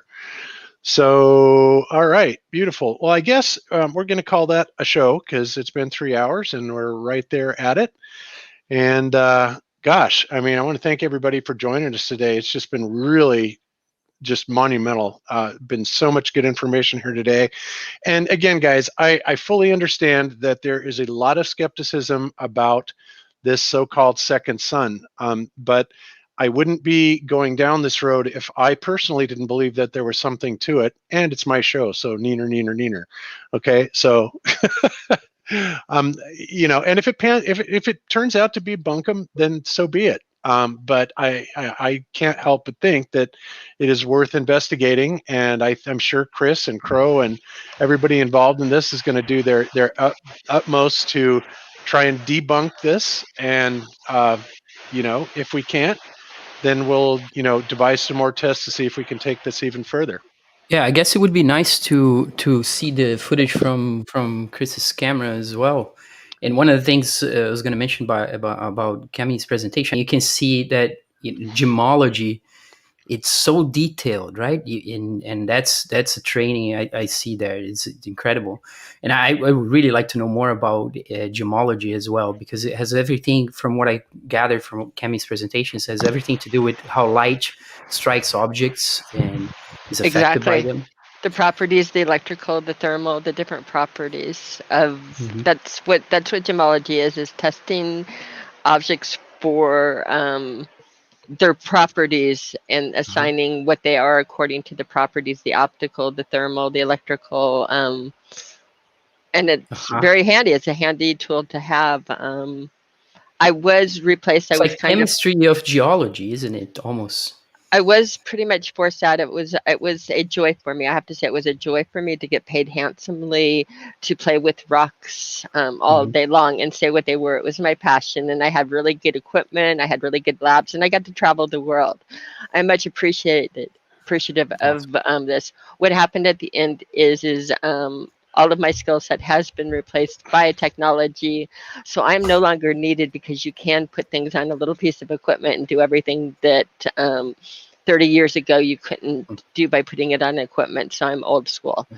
Wow, and again, my services are no longer needed in my industry. So I wonder what you think of Stellium 7's work. I think it's off of the chart good. Stellium 7 is one of my favorites as a person, as a content creator, and as a curious mind. I think he's really on to something. And I highly recommend his channel to everybody. Other things, my husband calls me brilliant, but I just have a problem. I have a skill set that's right now important to us. Everybody has got their own skill set, and I lack a lot of them. I wish I could sing some, and I really do wish I could carry a note. I don't know everything. One of the things last week is unintended consequences, who is an expert. I would call one of my best sources as far as resonance and harmonics and how they work and blend. He threw out something about Brewster's angle being associated with rainbows, and I threw it out because I was just looking at Brewster's angle in its extinction, like in one phase of it, like if you held the filter at one angle, right? I didn't change the angles or change the phases. He was right on. And he's a great teacher because he threw it out. He didn't correct me on error or anything, but as I was playing with filters more and realizing it, I hit him right back and said, wow, I quit. I got to this point and I quit thinking. I didn't even realize he was right on that. I hope to work with him a lot more. And it was funny because he didn't correct me. He just let me work it out myself and get to the next step. He's a great teacher, and I have a lot to learn from him. Really in that area. Yeah. So everybody's got their own little area that we really shine on. And so thank you for calling me brilliant. But you're not lacking any brains at all, my sweet husband. Okay. All right, guys. All right, so let's take it around one last time then, just for any final comments. And Austin, let's go ahead and start it off with you. What do you got coming up, or what'd you think of today's show, or, tell us what you'd be thinking. Yeah, I mean, golly, this show was awesome. And yeah, that's awesome to come back and get to be with the familia and just start ladling gravy. Certainly can't complain. And yeah, so I came back. If anyone's been keeping up with before the debacle, I was getting repetitive strikes from old streams. They weren't letting me streaming. And so anyway, I finally came back. My first comeback stream was last night, and then I finished the stream around 1 Eastern, and then it's gone by 7 this morning with another strike. I can't go live on Witsit Gets It for another couple weeks unless I can appeal for the medical misinformation, which I hear is one of the hardest ones. I'll look into it or whatever, so I plan on going live later. I'm kind of tired, going to catch some Z's, but GLOBEBUSTERS Activism on YouTube is where I'll go live later tonight, and I'll have to, I guess, watch my jokes about air killing you. And then, of course, Witsit Gets It on DLive, Witsit Gets It on Twitch, and then I kind of was like losing hope, I guess you could say, or kind of wore out and exhausted. Just wanted to go back home. I'm like, I don't even know how I feel about continuing the tour. I've had numerous confirmations. I'll cover them maybe in depth tonight or something. But so we've decided to continue the tour, going back up north. We're actually going to go up north, the east side, bust west, down, then back east. So basically reverse of what the original plan was with other tour. And then we're looking into still getting the RV stickers of all the legends, that ladle gravy, in the flat earth community, and just decking out the RV, and maybe starting a GoFundMe, maybe the community get behind it so we can get nice weatherproof stickers to get out here and get the RV looking nice. And so just throwing that out there into the ether. And then of course, if you want to support the tour, Cash App, $ Witsit Gets It, Witsit at protonmail.com on PayPal, and then masqueradetour.com, MASKERAID tour.com.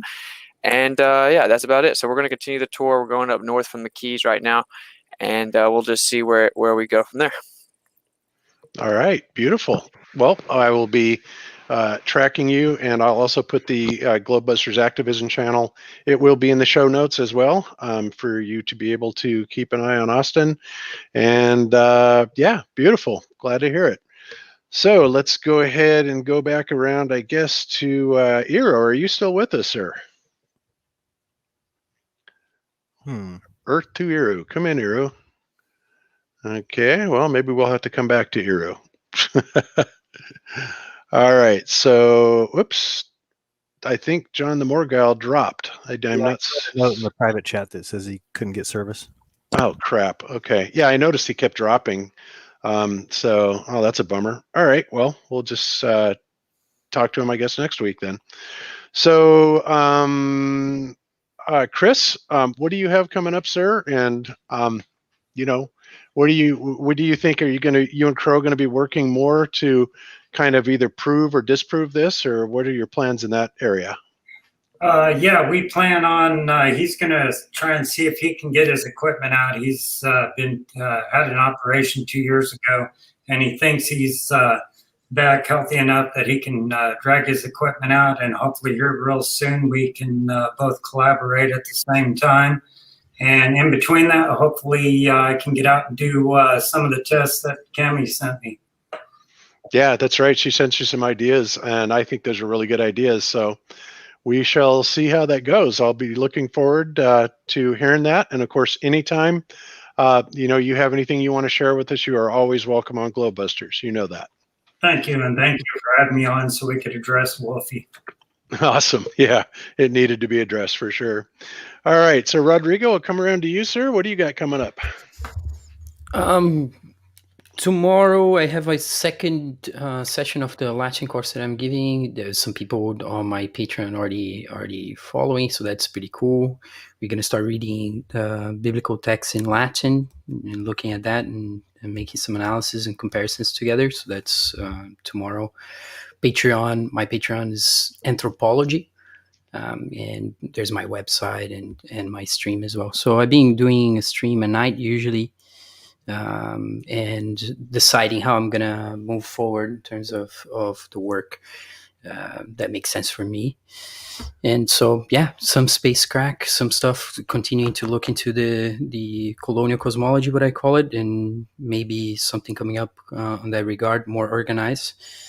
And yeah, so far just following some of the things going on. There's the helicopter, right? It's gonna fly. Mm-hmm. It's delayed. Huh? It's delayed. What was it? It's delayed. Yeah. Yeah. More drama. Mm-hmm.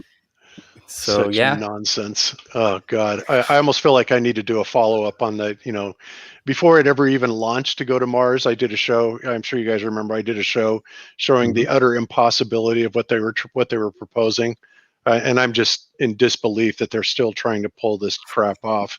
Not to mention that they just have it sitting outside. They have it sitting on the ground outside, and they say on Mars that at night it's negative 140 degrees. Just so people know how cool that is. It's never been that cold in the history of the Earth. They've never recorded 140 degree negative temperature here. So if you think you can go take electronic equipment to 140 degree negative and leave it out at night and it's going to work the next day, then you don't understand electronics. Yeah, exactly. Either that or they have to have a hell of a heater on that thing, but who knows? Keep it warm. They have the stories. Oh, of course, they have an answer. I mean, that's the thing. That's another thing people never realize is that when we say these things and then they're like, they go look it up. And they come, well, here's the answer. Well, of course they have to have an answer for it. Otherwise, it wouldn't make any sense. But the problem is when they set these things and they set these distances, well, then some things had to coincide. So they can't go and change the temperature on Mars at this point. So anything that they make that's going to Mars, of course, they're going to have to. And this is how you challenge people, right? You challenge these engineers. Oh, let's do this so that it stays in this temperature. And you're challenging them. And that's why NASA feels good about themselves or gets these astronauts to feel okay. Is because I think they keep passing it off as we're doing good things. We're growing minds. We're making people think outside the box. We're making people reach for the stars. And it doesn't really matter if they'll never get there. Mm-hmm. That's the least important thing to them. Now, they're even presenting some of their scientists now as talent, which is hilarious because that's the word in backstage for, the actor coming in. That's the talent door. Mm-hmm. Instead of presenting them as engineers or scientists, they even... It's the talent. Talent, they're not trying to hide anything anymore. I mean, they're just slapping us in the face with it. They tested already the helicopter. No, they tested it. They spun its blades, but then they have not lifted off the ground. Oh, okay. Wow. Supposed to be today, but they say that due to some sort of problem it had a little air. Mm-hmm. Yeah, the glitch. Awesome. Well, they can do it, on purpose. Something like, okay, we're trying to start the blades and making fly, but no atmosphere in Mars, so we fail. We need to send another one. They're going to send me an email and say, Bob, we should have listened to you in the first place, but that probably isn't going to happen. Look, and even these little hiccups, they make everybody involved think it's real, right? So if you ever had any question and you're an engineer who works there or scientist or whatever, and you go to power something on and it doesn't work or whatever, and they say, oh, we got to work on it now, we got to fix it. could all be by design, but everyone's going to buy in. Like, oh my goodness, now my input is needed. What do we have to do? It's like when Apollo 13 had the problem, right? And they're like, what do we do? Oh, get some duct tape and some broom. Ingenuity, yeah. Oh, look at what we did. And I mean, they're challenging real people. They're really challenging them, but the application of those events don't happen in reality. But everybody, you get the buy-in from everybody. Everybody feels, oh, I'm the one who told him to use duct tape. You know, it's like, great. Doesn't mean it brought the craft back from the moon. Yeah, that's for sure. Crazy. All right. So Iru, now that you're back, do you have any final words? Sorry, guys. I was heating the water for my mates. Oh, okay. No problem. Yeah. Yes, exactly. For your what? For your mattress? No, mate is the drinking best tea in the world. The drink that I drink. Oh, I thought you were the last human on Earth with a waterbed. No, not that. So no, for me, I received a new strike in my main Spanish channel with for the video that live show that I talk not bad about the WHO organization. I just mentioned the WHO organization, and in fact, I changed the name. I'm start calling like the World happy organization, something like that on purpose. But I don't know, maybe the real right now our real fight, like Terminator movie, is with the algorithms, of artificial intelligence. So maybe I don't know if it wasn't a human revision or some kind of they may have someone assigned to you in particular just to flag your videos. They may have that, I think. Could be. So I received a strike, so I jump immediately to my backup channel, and I'm gonna have a little more free time to finish one of my English video that I left in the 50%. So I'm trying to keep surviving in my social networks and doing what I do, which is trying to bring new information. Excellent. Okay. That sounds really good, sir. All right. And I guess, let's see. Oh, I guess that brings us to Cami. I almost did it again. Wow, I did it last week. I almost did it again. So Cami, what's going on with you? What do you got coming up? Oh, I have so much coming up. Thank you for asking, Bob. I have coming up the closest. I think I have a bitches brew tonight. If there is one, please drop it in the chat. Someone, I believe it would be on Rose's channel, Rose777, if not Karen's. If it's not this week, it's next week. But that is coming up soon. Love getting together with the ladies. I have rock shopping and equipment shopping tomorrow morning with Karen B. Danger alert, Bob. You don't even know about it. Oh boy. Oh boy. We're going to rock shops, and not only rock shops, but places where they have tumblers and different equipment and things that we might want just to look at and dream about, or see if any of them jump over into our reality. I will try to be good. I have Iron Realm Media every Friday night with the guys that I love like brothers. If you want to nerd out, please come join us on Iron Realm. Right now we are operating on strike, so we're on Iron Realm Media podcast. But they're my nerd buddies. I also have been playing a lot with people that have reached out, like Teeth of the Lamb, and that are just brilliant, and I'm overwhelmed with different ideas and suggestions and how many smart people we have in this community. So thank you everybody for reaching out. Reed, especially, you touch my heart. We'll get there. And Curious Life, I always want to work with you more. Kurt, I miss you. That's probably enough. I probably have more. Oh, I have to get a room ready for Austin for him to come visit, and I am looking forward to that, and helping Zach with the gardening that you can find on the Good Times for All channel, and of course playing with magnets and light and everything else fun. Yep, all that good stuff. All right, sounds good. All right, and last but not least, that brings us around to you, Jeran. And what do you got going on? All kinds of new stuff, actually. And did you get your website fixed? I did. So yeah, the past few days were rough, so patrons know, but my site was down since Friday night.